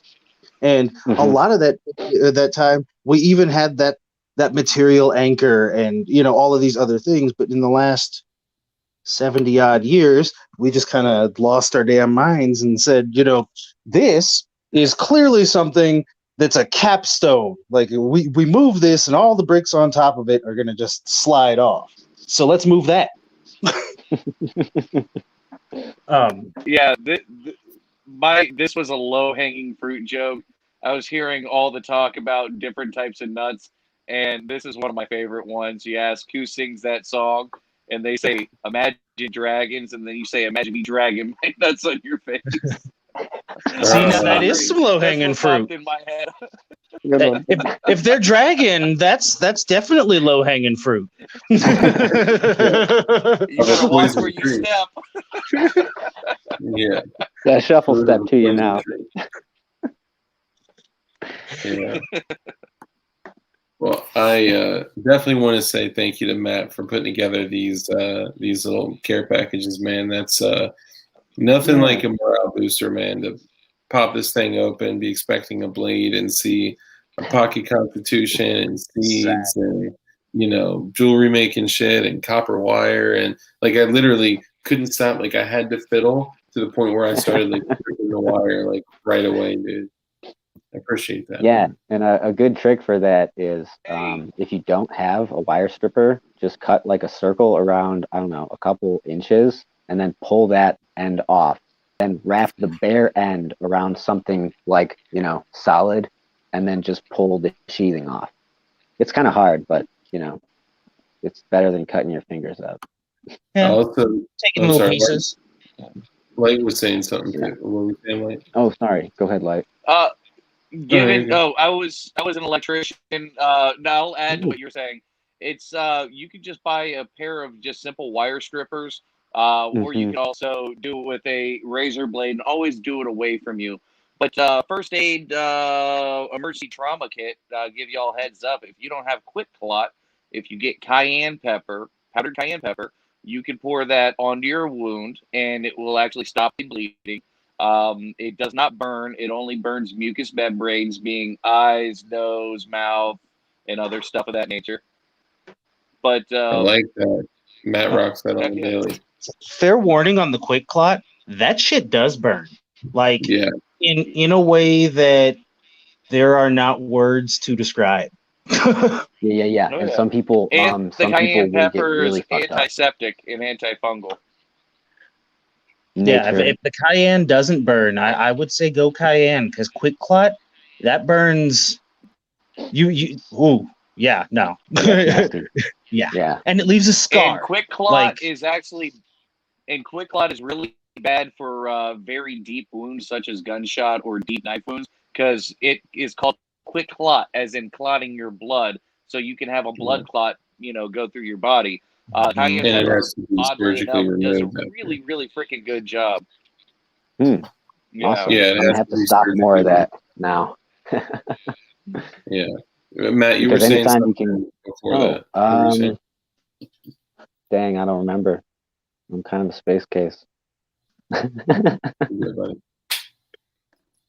I remember what I was going to say. So I learned that if you're going to use something sharp like a razor, obviously cut away from you, right? But cutting like a small, single banana peel kind of shape off of it, and then literally just ripping it out was a good move.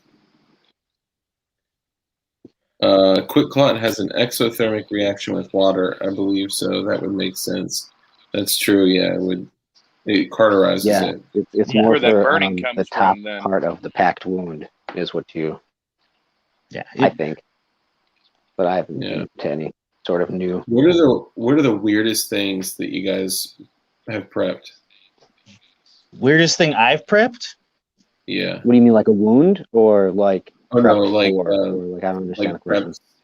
Yeah, for like when shit gets bad, like I started grabbing like cigarettes and asking for a free pack of matches, and then taping a pack of matches to them, and because I don't smoke cigarettes, but trust me, when I can't charge my robot dick, I'm probably gonna go back to smoking cigarettes. So, and that's not nicotine weird, gum. Like, oh yeah, nicotine gum. Here, I got something for you. I actually have a prep that's so weird. I don't even know if I want to mention it. I mean, I said this much, so I almost feel like I have to now. You definitely have to now. Hot sauce. These things are great. And then, of course, because you never know what you're going to have to eat, right? So, hot sauce, ketchup, these are great too. That's actually really good. Plastic thing, the little plastic kits where like if you order food and you get like a little plastic thing of like the spoon, the knife, the fork, the salt and pepper, and like, oh, dude, that's like prep heaven right there. So what's your weird prep? So, all of those, and obviously, I mean, here, I'll come in a little closer. You can see I'm not quite that old yet, but all of those, and I always regarded them as like the old man pills, like not Viagra, but like all of those, like all of those other ones that they have at the. In the end of the world, I At the want to gas have a station? raging hard on. I wouldn't necessarily consider it a bad thing. I might need one. You might You scare never the know hell when out you of have to people go that you're running up on. Caligula. Yeah, sometimes you that's have to go true. Caligula on them. It could buy you favor with a clan, a raider clan might, look. And that look was highly actually upon more on what I that. was thinking. Who knows? Like, because it's not something that I see happening in the next 5 or 10 years, I figure, but manufacturing on so many things is already screwed up. So that may not be something you can get later on. And so I started figuring out what the active ingredients are and getting seeds. That's a good So, idea. and so that's kind of my thing ultimately. And bear in mind, here's the big killer: the active ingredient in both the Viagra and in all of those. Well, I'm old, but I still need to go and bale hay and this and that with all the young guys. All of those pills. The active ingredient's the same thing. It's a root called yohimbine. And so I have secured the ability to grow this root, although it's very, very difficult in North America. Which, as far as trading goes, I doubt anyone, and that was a part of why I was interested, because I figured there was no chance anyone else was going to have this on hand. So I've cornered a market. Good point. Oh, that's so true. So everyone's talking about, how everyone's addicted to internet porn and how like you'll be able to trade a Playboy for anything. Absolutely. Better stock Playgirls too, bro. I actually know. I don't know a whole lot of. Did you say that? So you better stock Playgirls too, man. You never know.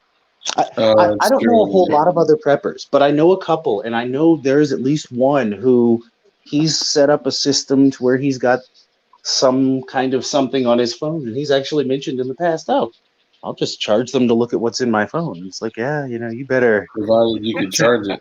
Yeah, and hope to God you can defend it, because that is one of those things that'll just turn somebody into a slathering monster. All of a sudden, you're like, I had to. Yeah, imagine.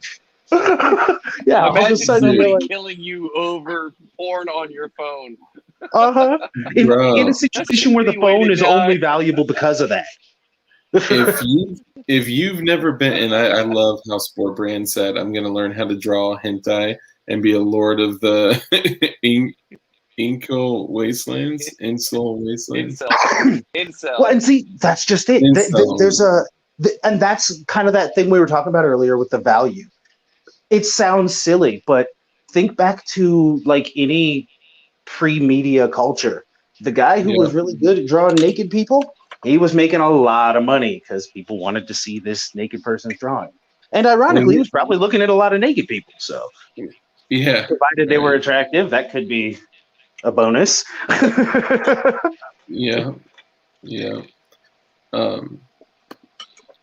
was I gonna say? So many people are so low T now that it seemed like a prudent thing to keep on hand, just because 2 generations out, I'm sure that, like a lot of other things that we've caused in ourselves, like physically, that are problems, won't be an issue anymore. Probably due in large part to the lack of porn. But, on the outset. The first thing to go is the power, right? I mean, absolutely.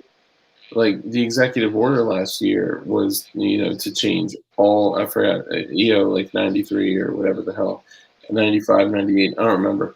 But it was, to switch every single power plant in the United States over to remote switches. There's only a few reasons why I can think that, we just want it for convenience, so we can turn our grids on and off. Don't like it. Anyone else can jump in and turn them on and off. Don't like it. Yeah, there's no what positive thing could possibly come from that. Well, and once you, even if they hadn't, you look at all of the prep stuff they've been doing, all the grid X and all of that. They know that they have created a system that isn't sustainable long term anymore without doing some kind of major overhaul. And while they'll drop $2 trillion on infrastructure, none of that is going to go to repairing any of the, what is it, 4 grids we've got. I'll bet you not one penny of it winds up going to repairing any of them. Yeah, because they want that and that's their built-in excuse. When the infrastructure goes down on pick a grid, we'll get right to it. 8 months later, they'll just be getting things back on. Space Texan is talking about that right now. Yeah. See, we're we're on the same line there for sure. Wow, over the phone, bro. Yeah, whoever has control of it, they push a button, boop, boop, it's done. And the thing that's funny is they got to tell you, for some reason, they always got to tell us that what they're going to do before they do it. Sometimes they'll just do it so far in advance that it gets washed away or forgotten. Have you guys? I know Dark said last stream before that he's not a Star Trek or Star Wars fan at all. Yeah, no. Or maybe not at all, but not big enough to really mention. Not that it's a bad thing or anything, right? Just not something you would ever really put any time into. I mean, I remember growing up when my family was like, we're gonna watch Star Trek. I was like, So, those two, there's a really funny thing going on with them because they show you 2 futures, right? One of them is this real tight, real controlled, real constricted future for humanity where everyone's dressed right dress and they tell you who you can marry and where you live and this and that, and there's no money, and it sounds real socialist, right? And then the other one is totally wild, and every few years, every planet gets wiped out by this guy in black with a cape because he's a warlord and just decided that was the cool thing to do. They presented you the 2 futures. Do you want a capitalist or at least a semi-free future? Or do you want to play the Star Wars game with us, right? Or Star Trek game with us, rather. Friggin', and if you look at the, I can't remember which one it was. There was one where they actually show the moment Starfleet comes into existence. They met whatever other, I can't remember which one, whatever species it was, because the guy had Vulcans. built the Vulcans. It was Cochrane. He built the ship in the midst of this war that was going on because they wanted to take over the globe. They wanted a global government and a global power that eventually became Starfleet. And all the rebels were like, no, we want no part of this.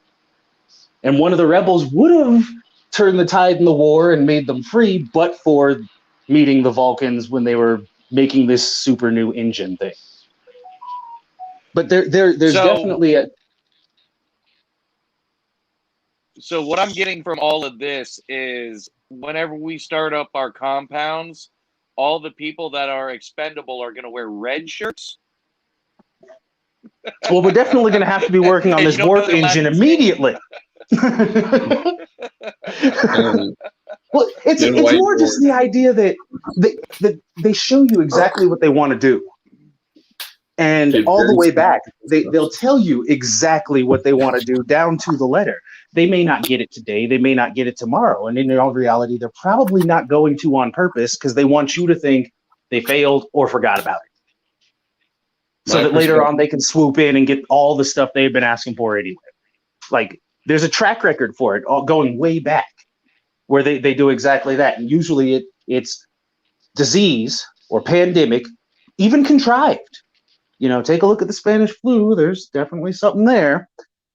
Disease, economic meltdown, and food shortages into war. So look at the world stage they've set for the war. What do you think this war is going to look like? At the end, I can almost guarantee you it's going to look like one guy ruling everything, or one room full of guys, which basically they've got right freaking now, saying, well, we're in charge and we're just going to make laws for the whole planet. Yeah, I mean, I could see that, the beautiful, future of freedom versus the, sad, ugly dystopian future of control could be the difference of if the people rebelled, right? Exactly. If they sat and they took it, or if they rebelled. I gotta hit one thing in the comments though. Shred Wizard said, "Goddamn prepping is the ultimate money pit." Here's the thing. Prepping, and I know we talk a lot about prepping, right? Like I mistakenly was prepping for a decade. It's not about prepping, because prepping is just buying stuff, right? It's about creating complete self-sustainability, which I have failed at tremendously. And I'll I think continue. we Building all an have. infrastructure. The no, thing it's with about that, though, building an infrastructure. Yeah. even on the money pit in, though, it's still, it is. But, and I think we mentioned this last time I was on. When I first got into guns, I bought 1,000 rounds of ammo for $110. I still have that 1,000 rounds, Yeah. like that exact box. Did I make money on this or lose money on this? That $200 SKS you bought that's now $1,200. Sure enough, there's definitely an argument that you're spending a lot of money on stuff, but if you look at the value of most of the stuff long term versus when you buy it, it almost always goes up. So much so that, like, I mean, if you do the ratios with precious metals, gold, silver, what have you, and then you do the ratios with your ammo, you almost always do better on ammo. You have to hold the ammo to make that money, as opposed to gold or whatever that sits in the safe or whatever. But and then you also have the problem of, well, I sell it, now I have no ammo. But I mean, you can definitely make money on the prepping end. You just kind of have to be in that mindset to intentionally look for stuff that is going to go up. Those Canik TP9s, they were like $400, $350 when they first came out. If you look on Arms List, they're close to $7 now. Yeah. Yeah. Things are definitely changing. I won't dispute that. And based on what our current monetary system is. The thing that is the challenge for me is that, we're here telling people, don't slip into this world of consumerism and this world of, of bullshit and of slave coins, right? And then prepping has been turned into this commercialized, glorified, doomsday bullshit. So I just want to make sure people know, there's so many other ways to, stash things to prepare outside of going and buying actual prepper gear and prepper food and prepper, make shit, build shit. As your opposed skills. to buying stuff and thinking from the prepper mentality, I've always thought it was helpful to look at it from the standpoint of homesteading. If I'm going to walk, and I actually, that was how I started. I made a list. It's 2 really, but if I were to walk out, what would I need to get started? Obviously not food, water, shelter, because we're assuming coming from society that you have that. But you need a shovel so that you can dig to garden, and a hammer so that you can build X, and that kind of what all do I actually need? And if it's not on the list, screw it. I was saying last week, we need to be looking at an electro Amish kind of thing. Use the electricity to power the tools to get the job done faster. But beyond that, ultimately, electricity has been much, much more of a problem than a benefit to us. There's sustainable ways to get the electricity. Tons of them. Oh yeah, absolutely. You just have to try what works. So go ahead. Let me give y'all. Oh, I'm sorry. Oh my God! Good. Go ahead. That's exactly what I was about to talk about. No. Yeah, exactly. Space Texan. I was going to say, bud. Everybody's talking about prepping, but the one thing that I like to stock up is mason jars. Because if you're growing your own food, how long does that tomato last? How long does this last? Peaches, apples, whatever you have growing. If you can't can it and preserve it, there's no point because winter's going to come around. What are you going to do when you can't grow food? Yeah. So Well, and ultimately, we know that it can be done with nothing.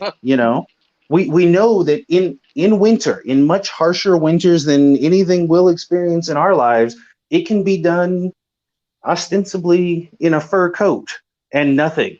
So, and that's kind of the thing, is how minimalist of a list of survival necessities can you really get down to, Well, as long as you have the skills and you keep building the skills, that list of tools becomes smaller and smaller and smaller.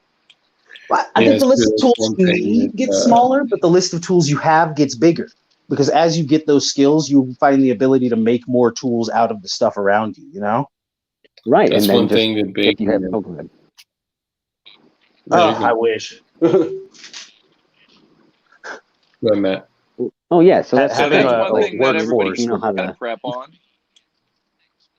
Hold on, sorry. Matt was finishing his thought. I cut him off. Cool. It's all good.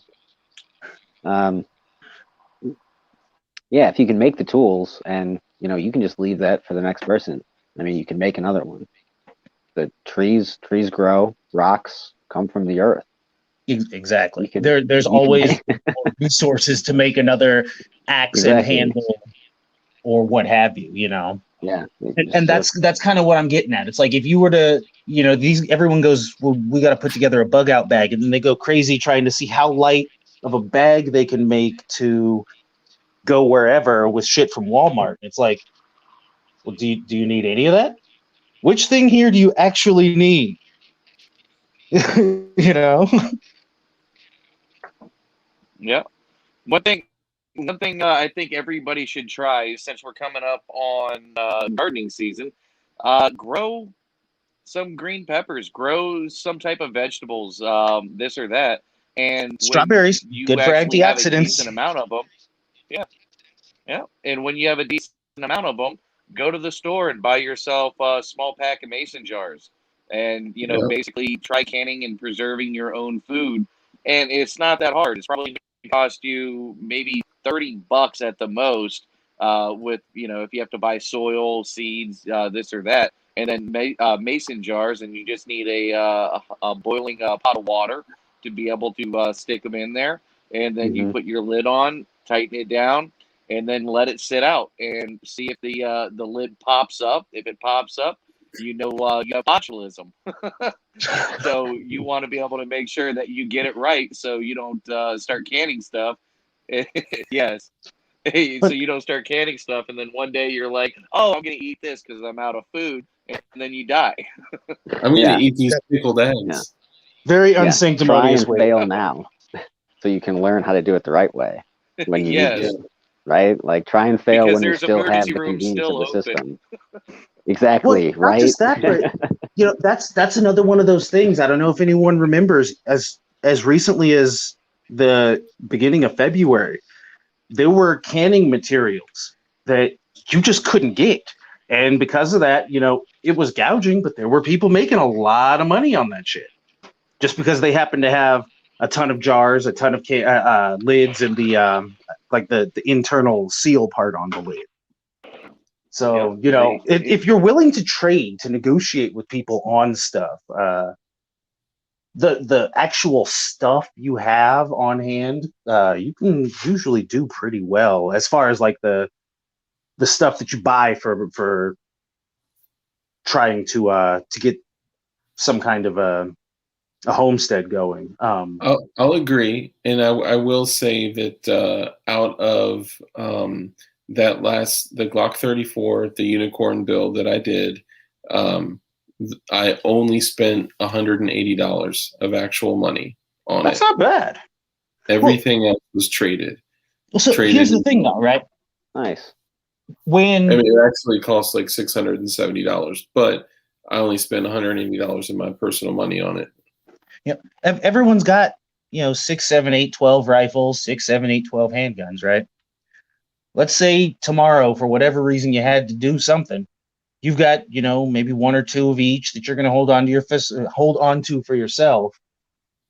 You've got a couple you're going to hand out to like your wife, your kids, your friend, whoever is coming with you, and maybe keep one on hand as a backup or whatnot. What do you do with the rest of them? Do you leave them in the safe for some jackass to come get after all the money and whatnot you spent on them?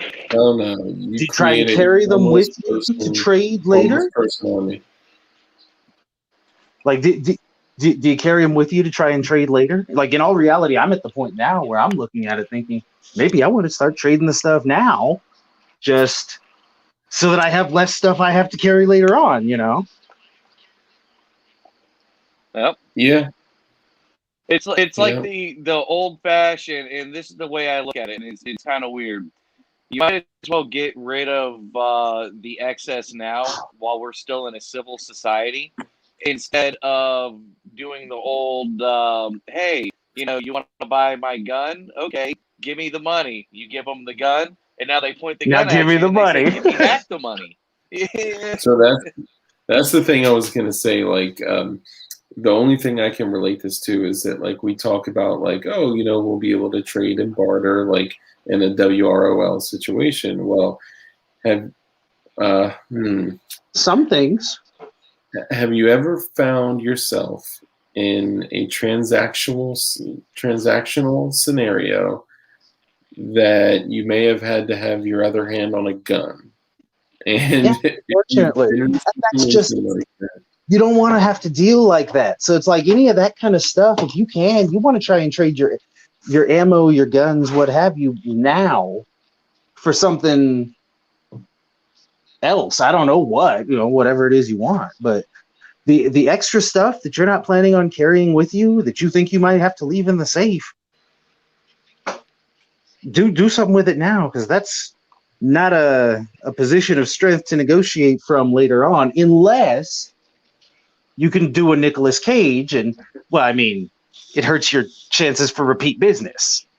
If they think they'll be coming back to buy more from you, then maybe they'll let you go. But beyond that, they have almost no incentive in that circumstance to not well, I shoot you mean, and you're take their money back. preparing for an attack from someone you're doing a trade with, right? Like that is going to become so prevalent where you'll be attacked for like a packet of salt. A lot less, probably too. Well, and I think Salt it's used to be super circumstantial. valuable, more valuable than gold. I think it's Silver. It still circumstantial. is. Yeah, just The wait until society breaks down. like, I mean, anyone who's looking can see, a values difference between people, and I think a lot of the people who are already out there are probably more, not to say that they won't screw you, as well, but I think they're probably less likely to. Granted, I tend to be more on the trusting end of things, but I tend to feel like this new thing that they've been making people for the last 70 years or so is more prone to try and screw up the deal or harm you in the middle of it or whatnot, as opposed to people who've been living more or less the same way. In all Yeah. reality, I still think that, as opposed to, because everyone's, I'm going to run to the woods and hunt, even though everyone's doing that and there won't be any animals to hunt. They'll all be further up in the mountains. I still think a much better plan is join the Amish. Bro, the Amish got it right, hands down. Like they absolutely have it right. And I'll say this, and we're at the 2-hour mark, so we can, if anyone in the comments has a question or something they want to throw out, please do, and we'll hop off shortly. I do have one thing I want to announce. I knew you just said something about announcements earlier. I do have one thing I want to announce before we get off that I think is pretty exciting. I know we got a lot of builders in the chat, and so I kind of want to crowdsource some ideas if I can. Hell yeah, awesome. So I know we referenced to like certain lifestyles as like prepping, all right, and I want to be clear that the reason we're using that word is because that is the thing that people understand it to be. But what we're just talking about is just living, right? And this has been said before on our channel several times, but we get more subscribers, we get people from other channels, and so we're just talking about living where you provide for yourself freedom and independence and liberty. That's all we're talking about. It's a lot of the times misconstrued as prepping, and then prepping gets a negative shadow, casted over it, and then that Discovery Channel, or was it National Geographic show, gave it such a bad name. It painted them as crazy doomsday preppers. Yeah, all the crazy people showing off like exactly where their bunkers are and like all the food and stuff they have, all the robbery goods they have. Exactly. Like, don't get me wrong, it was entertaining, but it was kind of like everything else, where they were really easily able to parlay that into, well, now look at all these crazy people. But ultimately, those crazy people are telling you the same thing every human being throughout the history of the species has told everyone else. It's just it's the other thing that's new that's actually crazy. We're just not accustomed to it anymore, Yeah. I thought of 100%. one more thing that most people aren't going to be thinking about. I would stock up on stuff with vitamin C in it, because when supply chains run out and you don't have citrus, there's going to be a lot of people with scurvy. Just saying. Right? Unless you want to be a pirate, you cannot have scurvy. So stock up on some vitamin C something seeds. Yeah, rocking that peg leg hard, bro. Like, you don't want none of that. Bro, you can get emergencies. I lost this leg breaking off my foot in someone's. I'll just say I lost my foot in a boating accident. You got to get one like who was it? Christina Ricci, or was it M60? I can't remember what movie that was. You talking about? I was gonna say if we went full WROL, I would have, that movie where Christina Ricci is like chained up to like a that's the one. With Sam Jackson. Yep. Sorry, just joking. That was a weird movie. I will not kidnap anyone. Yeah, I don't know that I've ever done enough drugs to actually get it, but it was visually cool. Has anybody seen the movie Dusk Till Dawn? Oh yeah. I want what that gentleman had, the crotch revolver. I still think it looks cool, but you'd have to go for like I feel like you got to pick just the right caliber, because you go with like a 44. That'll hurt. Right, a 44 like mag, and suddenly you're like, or something, man. 32 something. See, you could go like multi-barrel and go 22 and just hose the place, though. Little Gatling gun down there. Yeah, crank power. Do pelvic thrust at the bar, like drive by. Just like, and you just dump like whole bag of 22 LR, like all. Even if you couldn't hit anything, that would still be super fun. It's terrifying. It's terrifying that he doesn't even shoot it. When you tie your shoes. Literally, literally this. So 22 LR right now is going for like $14 for a box of 50 where I'm at. Jeez. Shit that I used to now keep in mind. Yeah, ammo's I'm not buying ammo. Okay, I'm not buying any ammo. I refuse to spend it, and I encourage everyone here in chat and on the channel and everyone that'll watch this later, don't pay these prices. Do not do it. Now, unless if you got something to trade and you can get a good deal on something, then maybe. But beyond that, it's just not worth it. Yeah, get shit secondhand, trade for it. If you absolutely need it. If you don't need it, just stick with what you got. And I mean, if you need it. Yeah. That's all I'm saying. They're coming up with a lot of cool ways to train without the ammo now, which I think helps. Yeah. I got my little laser cartridge that I drop in a 9mm, and every time the striker or firing pin hits it, it projects a laser where the round would have hit. And there's apps that you can use, which before I just killed every light switch and light socket, and plugged like in my. That'll do it. my house, but they have apps where you can draw a target. So if you guys saw my anatomically correct target that was like, on my The whiteboard. Nightmare Man. Yeah, the Nightmare Man. Do you have a laser on your forehead? That's crazy. I think somebody's outside my door. He got the violet one too. Guys, Someone's trying to get your attention, Mike. Rowan. So if you draw a target and then you fixate the cell phone camera through the app on the target, and then you hit the target with the laser, it goes and puts a little bullet hole exactly where you hit. It's really dope. Like, you can get them for like $30 on eBay.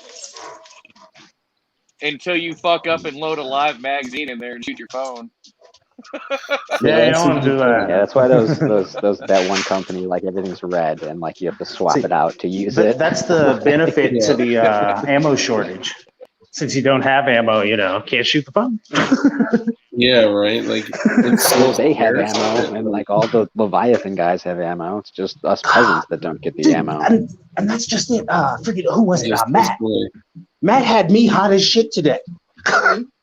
Do any of you guys? I still watch him because he's funny half the time. But No, I have no time like for anything other than like bushcraft stuff and like Mr. Teslonian like self-sufficiency technology. Like I don't like, and obviously this.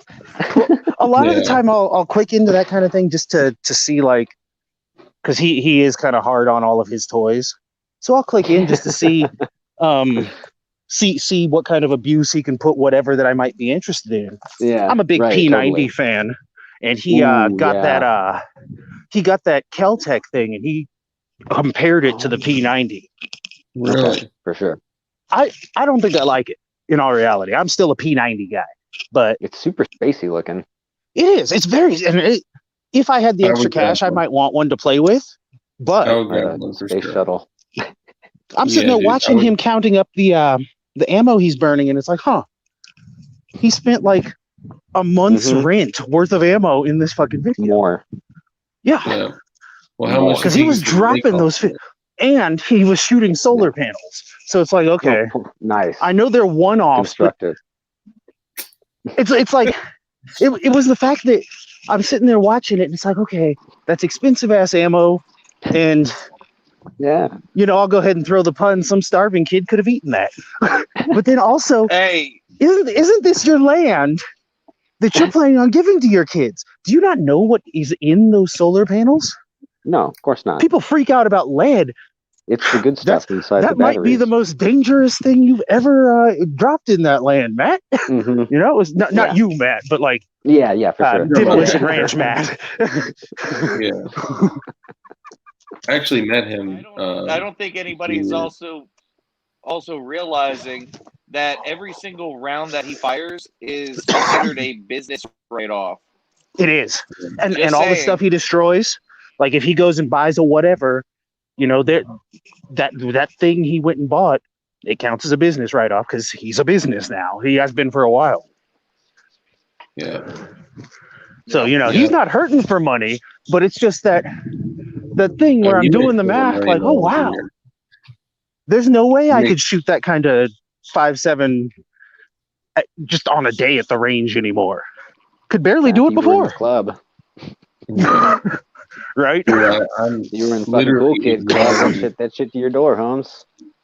Yeah, dude, Honestly- I'm literally ignoring family that's texting me to go shooting because they're just getting into guns over the last year, and I'm like sitting here like counting my ammo and literally like dividing Right. it amongst the loadout. Telling them where were you the last 10 years that I wanted to go shoot? Yeah, dude, and now that shit. I'll go shooting if you $1. provide the ammo. You buy the Yeah, ammo, right? You finance Yeah, your I'll house. Literally, I was like, "You want to go shooting? Okay, let's do it." Seriously. Yeah, Single I took shot. a loved one fucking shooting for the first time last month, and I think we went through 50 rounds total.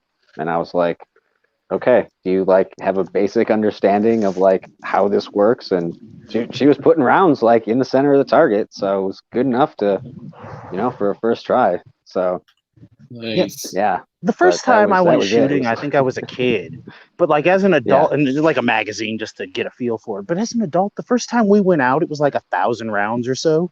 Mhm. And it's sad because I know people who are getting into it now aren't getting that experience.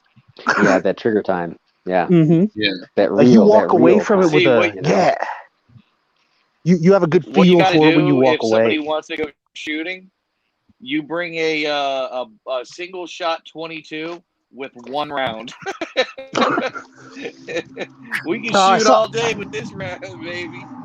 I don't know Make who it it count. was. Someone had a really funny video where they go, "We're gonna review this whatever," but the title was reviews during the ammo shortage, and the guy goes, "So this is the whatever. It has a this and that and the other thing," and he talks for like 2 minutes, and then he kneels down and he takes one shot, and he goes, "All right, so I think this is a pretty decent gun for this and that and the other." After one shot, I saw that. That was hilarious. yeah, he had me rolling. I think we're gonna have to call it. The reliability go seems flawless in this. Right, 100% reliability. Yeah, right. Didn't even lock back. You're like, all right, this one's good. All right. You said you had an announcement. I do. So are any of you guys Halo fans at all? I am not. I used to be. Yeah, the first game was Oh, yeah. awesome, and I really Yes. liked ODST too. 'Cause I'm like a ODST was huge, great. Nathan Fillion fan. Me from, too. Firefly. He was the Oh. fucking main guy. The voice actor. ODST and Reach were my favorites out of the series. But I'm a big Halo fanboy anyway. I'm outside and it's dark, so I can't show you. I actually have a couple of big Halo tattoos on this shoulder. Anyway, so Flannel Daddy has gotten me 2 years running now on April Fool's. Oh, the April Fools. Yeah, I'm Oh, not yeah. happy with him about this. The first time I watched it, and I'm like, oh, he's got a kid, he's got it. I'm almost super excited. And then I realized it was a resin prop. And a year goes by, and because I'm retarded, he got me again a couple weeks ago there. I saw Yeah, I that saw one. that. So what I'm doing is building kits. I haven't got them fully sussed out yet. Probably be end of next year before I have them. Because 343 won't ever give me the rights for like to sell it, even for like 50 cents a pop. I'm just gonna open source the info once I have these kits. But Nice.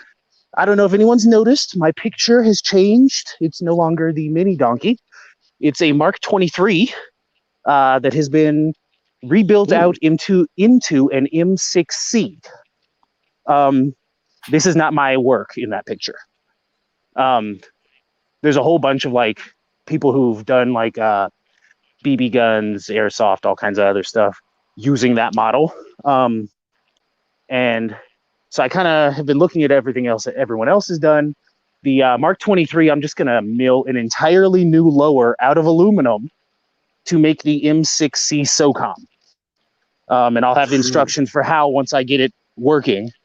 So it'll, and these are, if you Google them, you can see more or less what it would look like. They won't be 1-for-1 copies. Some of the stuff I'll have to move and change and whatnot. But I'm going for that general idea for the M6C SOCOM pistol, which was basically the big integrally suppressed one. And then I also have 3 different models of the rifle that I'm fiddling with right now. Those are also going to be kits, same thing as with the pistol, but because their rifle is a bullpup, I didn't get a lot of options for what I could work with. Right now I have the basic working frame or template rather for a FEMIS, an FS2000, and for the P90 to make something pretty close to a facsimile of the Halo rifle. Nice. So again, this is like the earliest possible phase. But yeah, so that is kind of where I'm at with them right now. Grantham has teased me with one for so long, and I keep thinking he's going to have a kit and hasn't. So I'm going to make my own damn kit, and then I'm just going to share it with everybody. Hell yeah, man! If you want, man, That'd hop be in. freaking awesome for cosplay. Exactly. And I mean, I know cosplay with that. an AR-15 inside. Well, and that's just it. I really want to do it for the AR just because of how prolific it is. Who has a Femis? You know? You mean like FAMAS, Who like can an afford FAMAS? Yeah. Yeah, I've got FAMAS, one, but yeah. no one has one to put one together for this kit. So it's They don't let too many of them out. no, they're French very arsenals are rare. weird. Yeah. The FS 2000 Mhm. and the P90 would be the easiest one, and that was Yeah. actually the one that kind of started me thinking about it. But the other two kind of lend themselves better because of the shape to the Right. Halo battle Yeah, rifle. of course. So You could do that with a Ruger 1022 because they have the bullpup kits like ZK22 Yeah. from Red Jacket Firearms. so you can. The primary reason why I didn't go with the 1022, like, because that one is actually really, it lends itself to being kitted really well. Yeah. But because of the fact that it's a 22 and I didn't know how to build the parts to scale them up, I wanted it to be something that if someone happened to have one of the rifles that I can make a kit for, to where they can still have that be their go-to potentially. You know what I mean? Oh yeah. What? So your battle rifle isn't a 1022? What are you talking about, man? No, mine actually is the P90. I've got the 13.7 AR as like a backup if I need something a little stouter. But Mhm. you know, so yeah, that's kind of my big project for the next year though. Is I want to get these Halo kits together, and then because I'm fiddling with a bunch of FN stuff, I'm actually I do have another stand. This may actually be the last one though, because the parts kits are all drying up. Yeah. Trying to do a 5.7 stand. Nice. So we'll see where that goes. That's cool. That would be sick. Yeah, I would say if anyone on here is interested, then maybe if you want to hop in our Discord or Keybase or share your email, like how could they get in touch with you? So my email is ix.armitage@gmail.com. Somebody type that in the chat. It's pretty much the same email I use for my channel on YouTube and on BitChute. But I check it pretty regularly. So yeah, if anyone has any ideas or wants to get involved, I could definitely use the help. Hell The fact that there's a whole bunch of them on the table gives the options for kind of a long-term project. So nice, man. Awesome.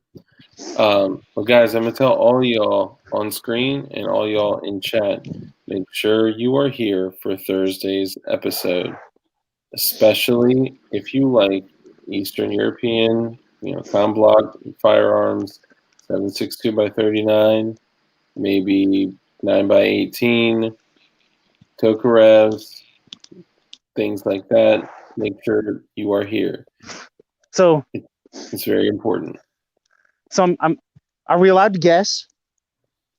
No, don't guess because Okay. I won't be able to keep a straight face. Okay. Because I have a guess, but I don't think it's right. Shut off your camera.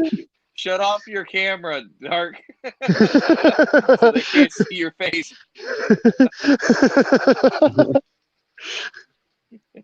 All right, go ahead, guess. Okay, and I'm not going to say a name, but would this have something to do with the with some sexy YouTube mother lovers? Does All right, anyone? So we're not going to talk about this any further. No? No, we're not going to discuss it at all. No idea what you're talking about. Yep. Nope. Not going to talk about it. Nope. Yep. He is there's only one person who does comm block stuff who I really follow, and that's the only reason why I guessed that route. So I, You're here's talking the about thing. Holner Tactical? Yep. Y'all didn't see the temple index? The temple index was on point. No, I guess there actually is more than one person now that I'm thinking about it.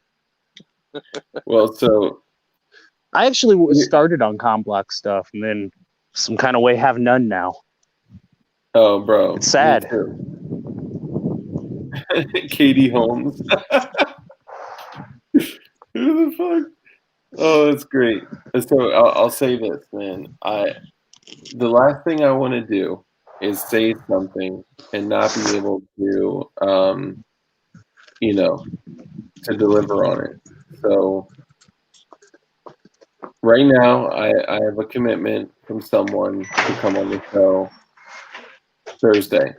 Come on the show and spectate. That's all I'm going to say. Because I don't think or anything. Now that I'm in like full glory, my ex, she's from Russia after all. It ain't your ex. See, and no, you guys saw he didn't confirm anything, and he has not told me anything. That was just a guess. Yeah. if it happens to be right, maybe. I've said nothing. All right, let's go ahead and tie it up, man. You guys have anything else? Comments? You guys have anything else?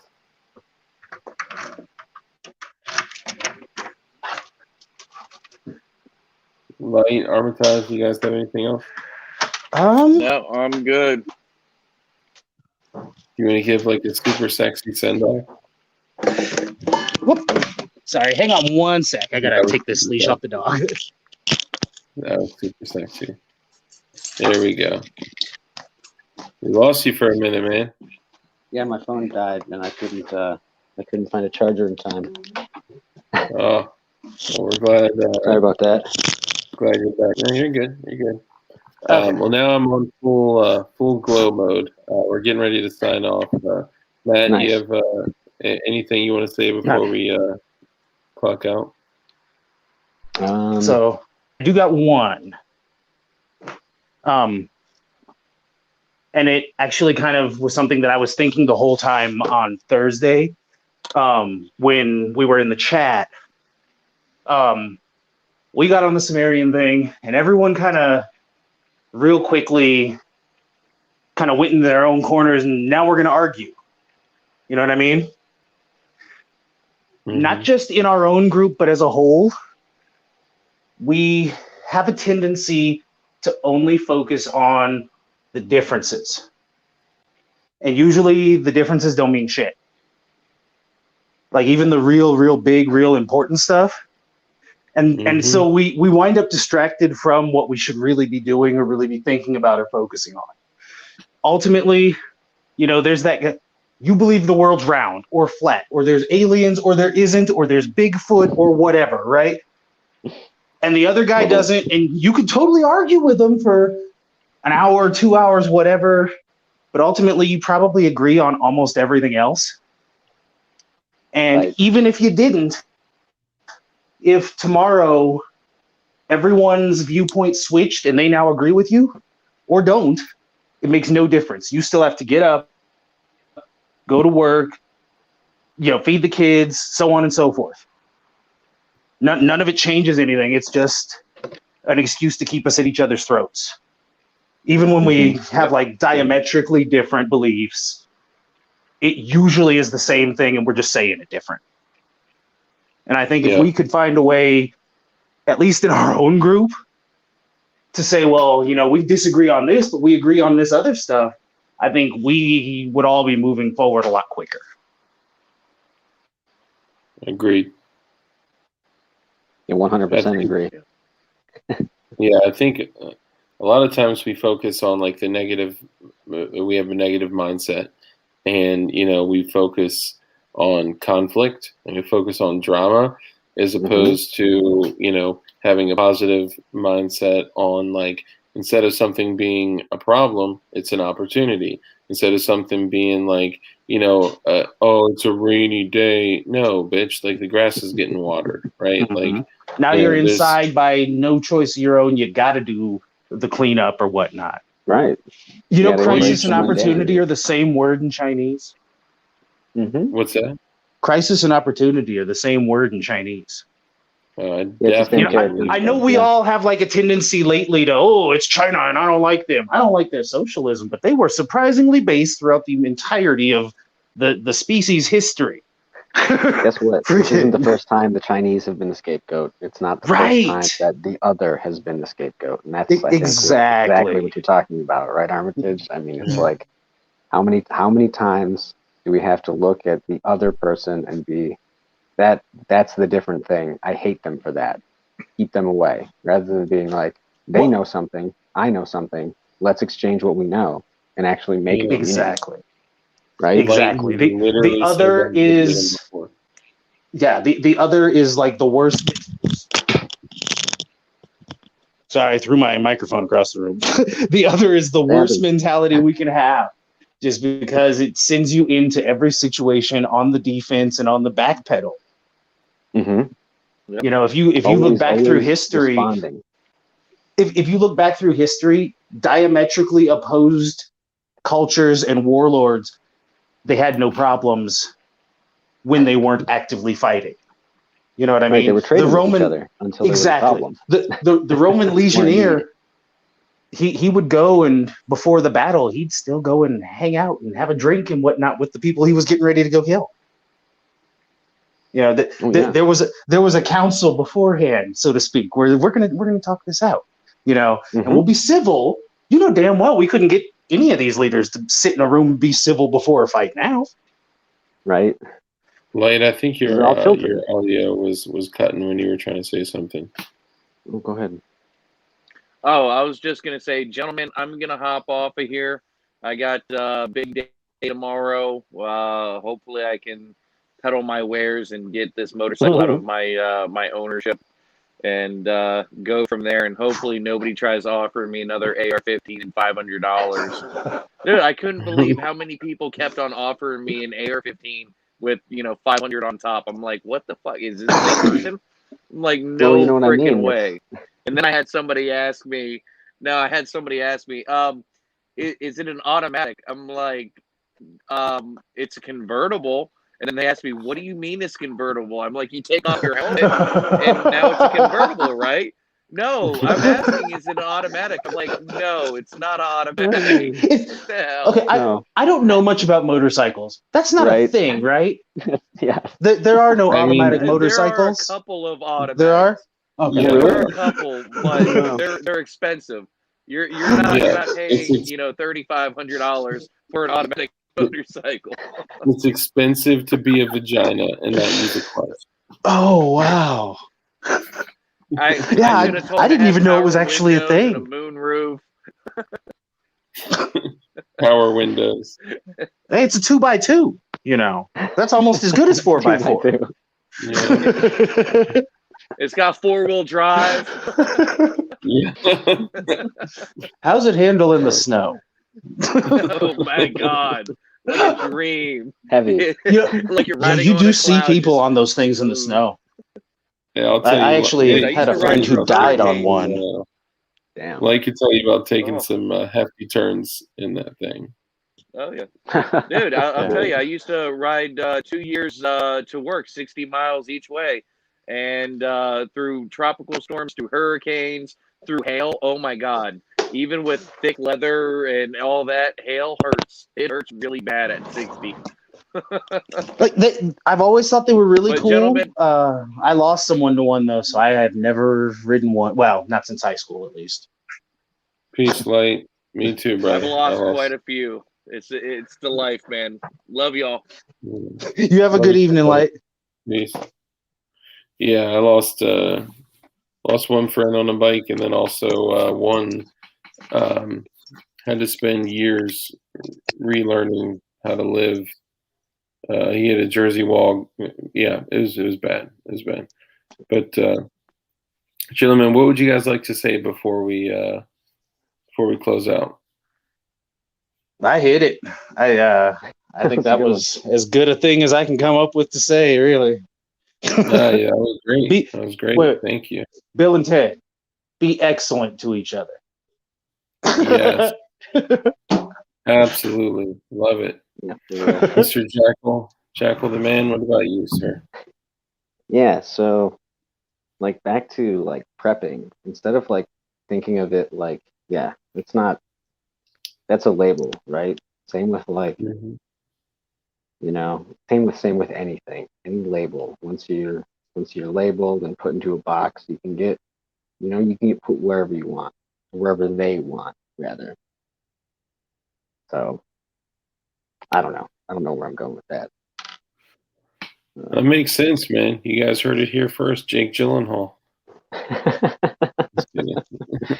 And like you know, that's just how people were supposed to live, you know, preparing for an emergency, preparing their skills so that when they meet a new challenge, they're prepared, not with stuff, but with skills and the mindset and the experience necessary to overcome that shit. Yeah. You know, like like you said, Dark, a bunch of times, you know, that bag of hammers. Do you want to carry it with you, or do you want to lighten your load and teach people how to use that shit? I've been using that saying too. It's a good one. Nice, I like man. it. I hadn't heard it until I heard Dark say it, and it was like, oh, yeah, that needs to be proliferated. Oh yeah. Well, yeah. here's the funny thing is that everything that exists is something that was taken from something else or someone else. Exactly. But that is a practice that is lost because right now we are stuck in this world of consuming. We consume, and when we're not consuming, we're consuming content, right? And even when we're consuming content, we have to be consuming something when we're consuming content. Like I gotta have my snacks Amazon Prime to me so I can watch my Netflix. But like we are stuck in this place of consuming for the purpose of entertainment instead of consuming for the purpose of bettering ourselves with skills and development. So focus on, like I said before, I was like, you know, can you pickle foods? Can you pick locks? Can you, like find things that if whether you're a believer or not, if the power went out, if electricity just stopped or ceased to exist, if you were sent back to colonial times, what are the things that skills for scavenging, skills for forging, skills for like just everything you can think of, like focus on it. How do you open a door without a key? And we have YouTube right now. You know, I think that's kind of a cool thing that, almost anyone else throughout history hasn't had that benefit. Yeah. Obviously, for entertainment, we'd rather watch like Futurama or Burn Notice. I don't know what people watch now, actually. And I just realized that I haven't watched like a modern show in so long. But, right. We'd rather watch like something funny or entertaining or whatnot. Little by little, kind of work it in. I'm going to watch this 15-minute video between these two shows on how to make cheese out of milk, And eventually you find stuff that you think is interesting enough to where it is entertainment. There's a guy from Lowe's, and he's got a really interesting speech pattern. It's him and his buddy, and they're just building a house for Habitat for Humanity, but he'll show you how to do framing, how to lay like the step for foundation and all of that stuff. And it's a really interesting watch. I didn't realize I was entertained until I was halfway through it the first time I watched it, and so it kind of pulled me into that whole thing. But there's a point where you do start realizing that like movies and video games and TV aren't so much. And that you got to be careful because once you see it, you can't unsee it.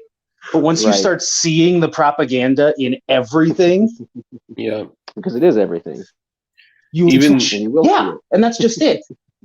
The new game comes out, and 5 minutes in, you're like, I'm out. What was that? Outriders just came out. I typically don't watch or don't play video games, rather, but some of them, like the Halos and whatnot, they have snipped into movies, and I'll watch them occasionally for entertainment. Ironically, there's some interesting tactical value, I think, that you can pick up from them if you're trying. There's snippets everywhere, man. Yeah, you exactly. Look for it and, But at the same time, with some of it, you like 5 minutes in, they're like, you realize every movie, every story starts the same way. Oh, we destroyed the Earth with this and that, and they take this ridiculous anti-human stance before the thing's even started. It's like, you know what? I'm out.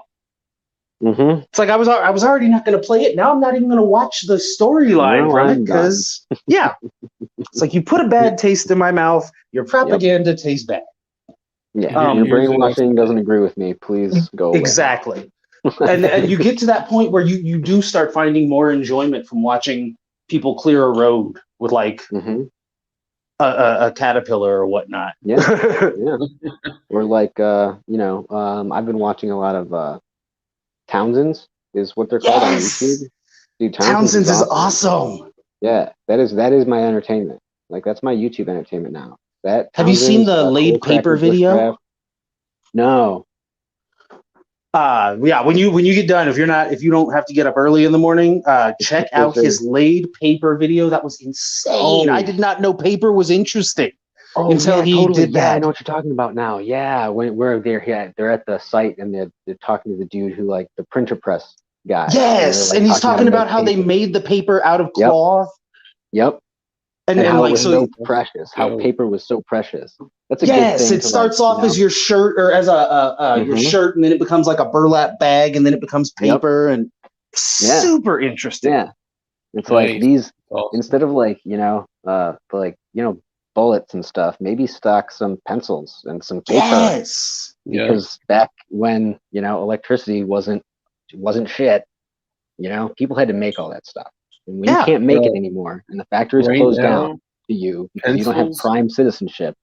Well, it's funny that you mentioned pencils, because if you look at Soviet Russia, like prior to the whole Soviet thing, like before they really grabbed a hold of communism, they were doing really well. They had like the infrastructure to build stuff.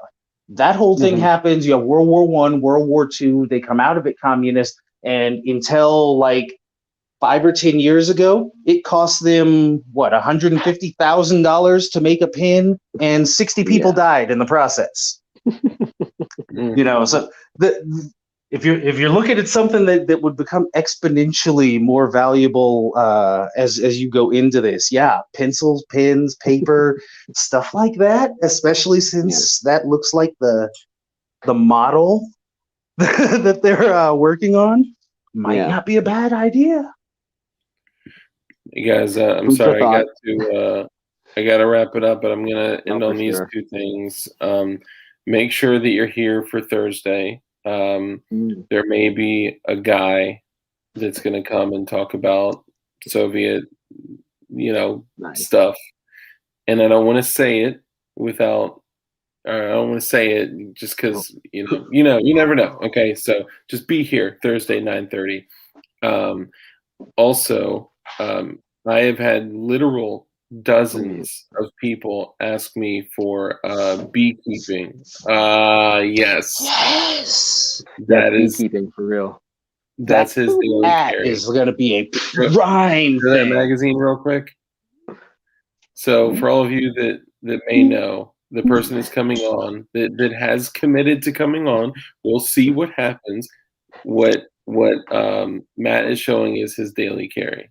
Okay. Okay. Awesome. So I have someone coming on in a week to discuss beekeeping.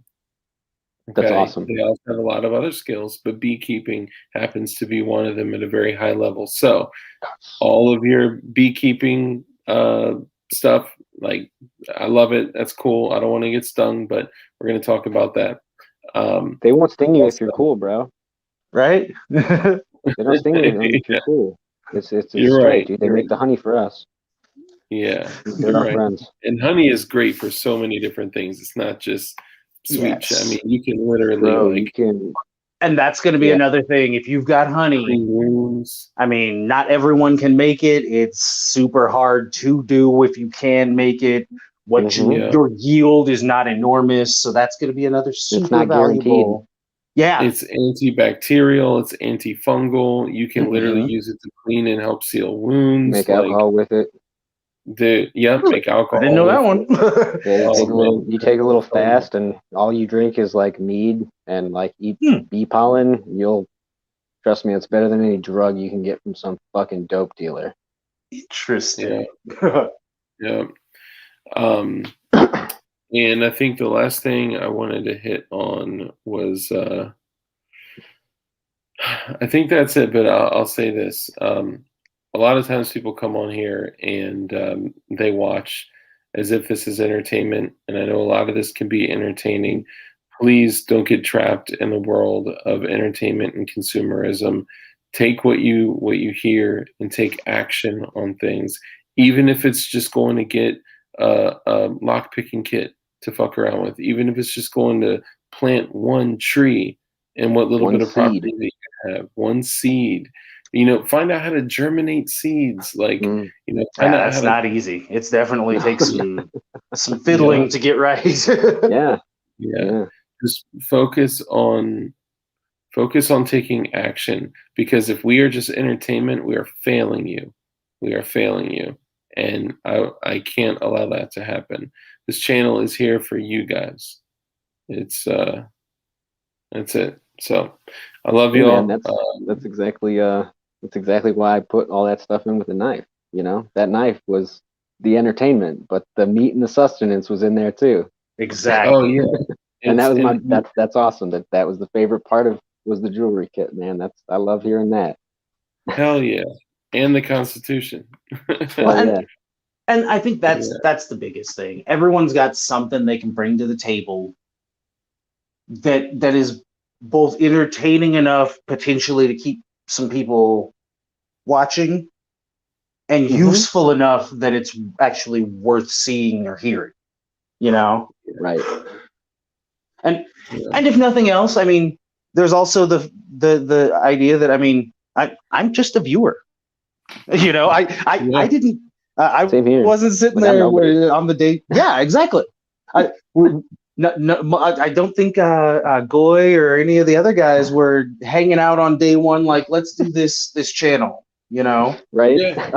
It's one of those things where we were watching and it was like, I might have something useful. If not, maybe I can at least get him to laugh. And come back for the guy who is useful. Right.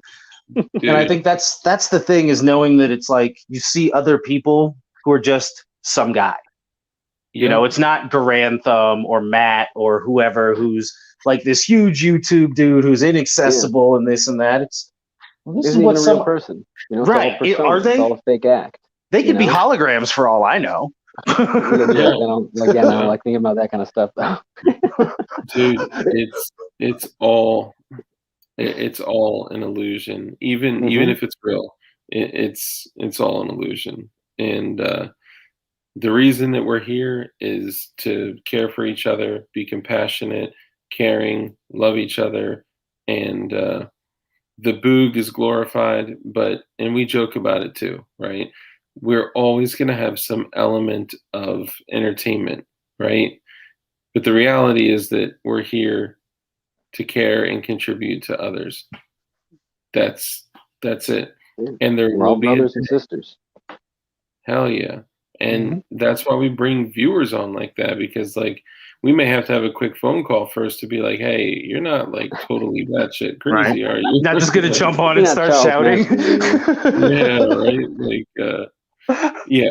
So we always play it safe, but man, it's I'm just a guy. When I share my phone number with some folks and have viewers call, they're like, oh my God, it's dark. I can't believe it. I'm like, dude, I'm just a fucking guy. That's it. I didn't even think it was funny because I defaced the $1 bill and sent it to you. I was doing that kind of as a message, as a reminder that it's a slave coin, right? And but I wasn't trying to do that from the sense of you know, like, oh, my autograph is so valuable, you know. So interesting note with that. You know, at the top where it says Federal Reserve Note, Mhm. and you can actually, it's another one of those things. If you Google it, Google $1 fart, I think makes it come up. You take a marker and you scratch off the letters, and it actually spaces them out where it looks like it was printed to say FART instead of Federal Reserve Note across the top. Wow. That's Not that awesome. I do that periodically with like a whole bunch of ones or anything, but you know. I mark all of my money.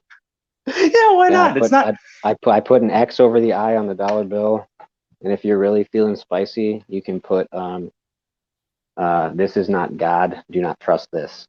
Yeah, it's On not like the little real. outside border. That's a good one. Damn. Yeah, That it's. is crazy. I personally have never thought that. I know that technically they don't like you to do that or melt coins or any of that stuff. Yeah, fuck but them. They don't like us to be free either, right? Exactly. Yeah. Yeah. Yep. Well, gentlemen. And that's a part of why I tend to, and well, what we were talking about before, where with the money, where Yeah. it's like, yeah, it's expensive and this and that, as opposed to looking at it from the standpoint of I'm buying this stuff because I'm prepping or homesteading. And I'm not saying don't put your money in the stock market. I actually will tell you don't buy Bitcoin, because that's, unless you know something I don't, you can get out ahead. Don't support Then blockchain. yeah, for sure. you're just gonna wind up holding it and you're losing falling money into the like hole. everyone on GameStop did. That's kind of how the system works. They pump it up, or they get you to pump it up so they can make money, and then you're stuck holding. Yeah, and then you're stuck holding a piece of paper, a code or whatever that's not worth anything.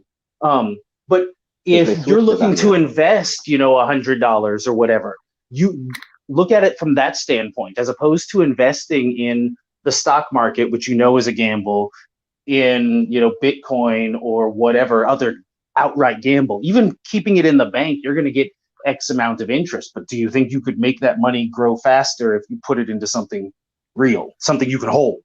In a lot of cases, yeah.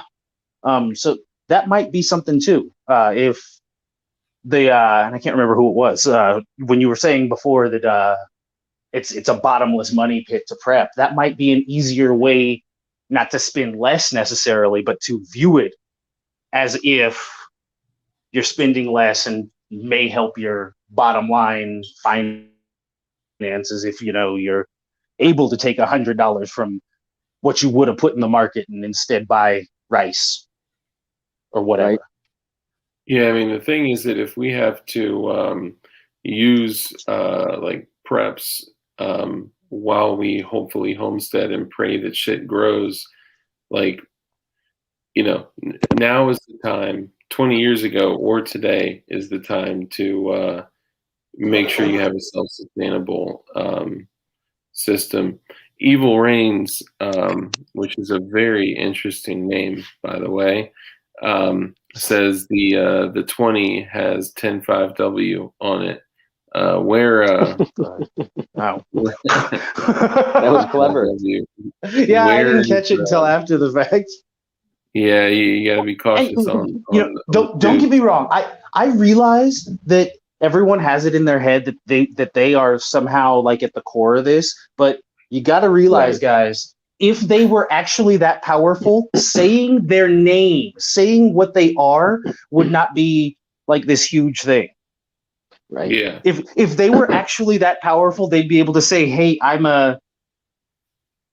and not have to do what I just did there." Yeah. Ultimately, what it is it's a trap that they want us looking at them, just like what we were saying before. They want you distracted looking at them instead of at the real problem.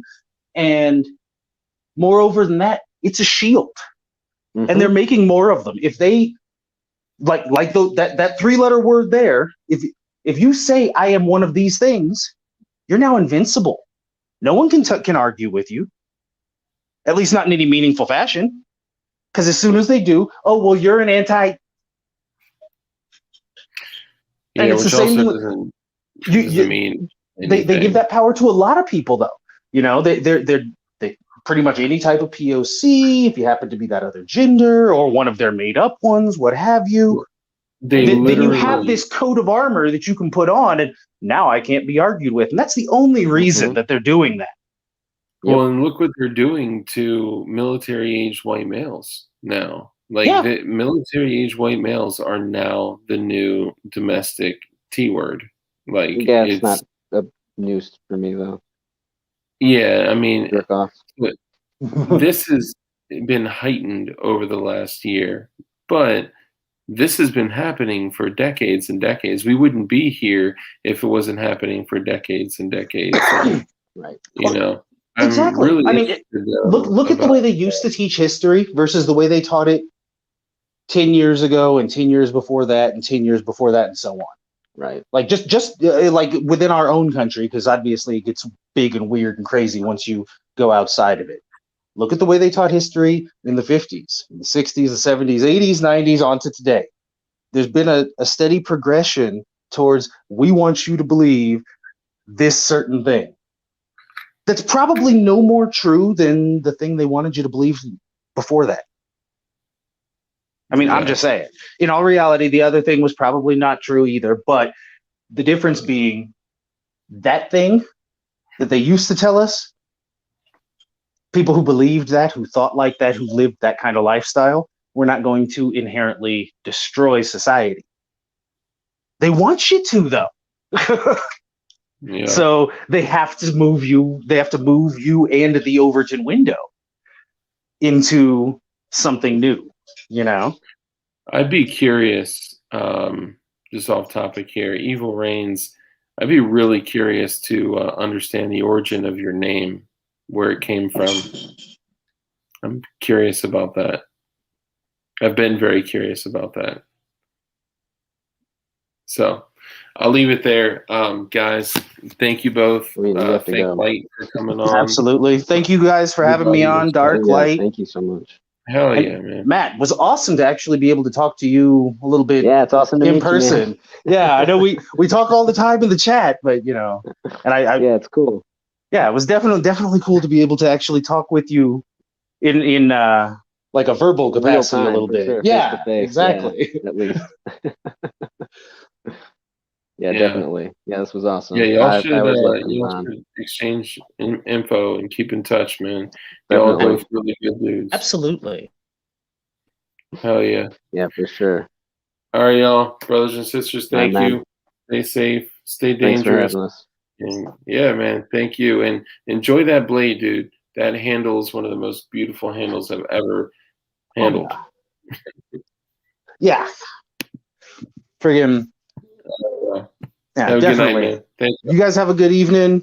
I know everyone's a Fed, but I think if nothing else, we should probably at this point maybe start trusting each other a little bit more. A little. Just a hair. To be prepared, right? You know, I'm not gonna pass my baby to you. Right. You know, I'm not gonna hand you my wallet or anything, guys, in the chat. But I mean, just kind of saying, you know, if nothing else, me, Matt, Goy, and some of the other guys, kind of putting it out there. Let's get some of the other guys in here too. You know, you don't really have to show us your face or anything, but you know, I think at this point you shouldn't be so afraid. Right, the community the bad people already know who you are. They already have your face, they have your fingerprints, they have your DNA and your psych profile. And ultimately, every group is going to have one. Matter. Every group is going to have a bad person in it. You can't let them wreck what is potentially a really good community for you. You know. So I'm not saying trust the hell out of everyone in the chat with your life, but you know, I think we're probably at that point where it's safe to say, yeah, I don't think you're actively out to get me any more than anyone else. Yeah, true that. Come on Discord, Keybase, you know, let's keep the conversation going. You gotta figure that kind of stuff out. I'm kind of a techno retard, so Yeah, I have a desktop. I mostly just do everything with the phone. So I gotta go, y'all. I love y'all. For sure. Take it easy. Love you, Doug. Thanks for having us. See you you later. guys have a good evening. Love you, Doug. Love you guys in Peace out, chat. man. Stay blessed.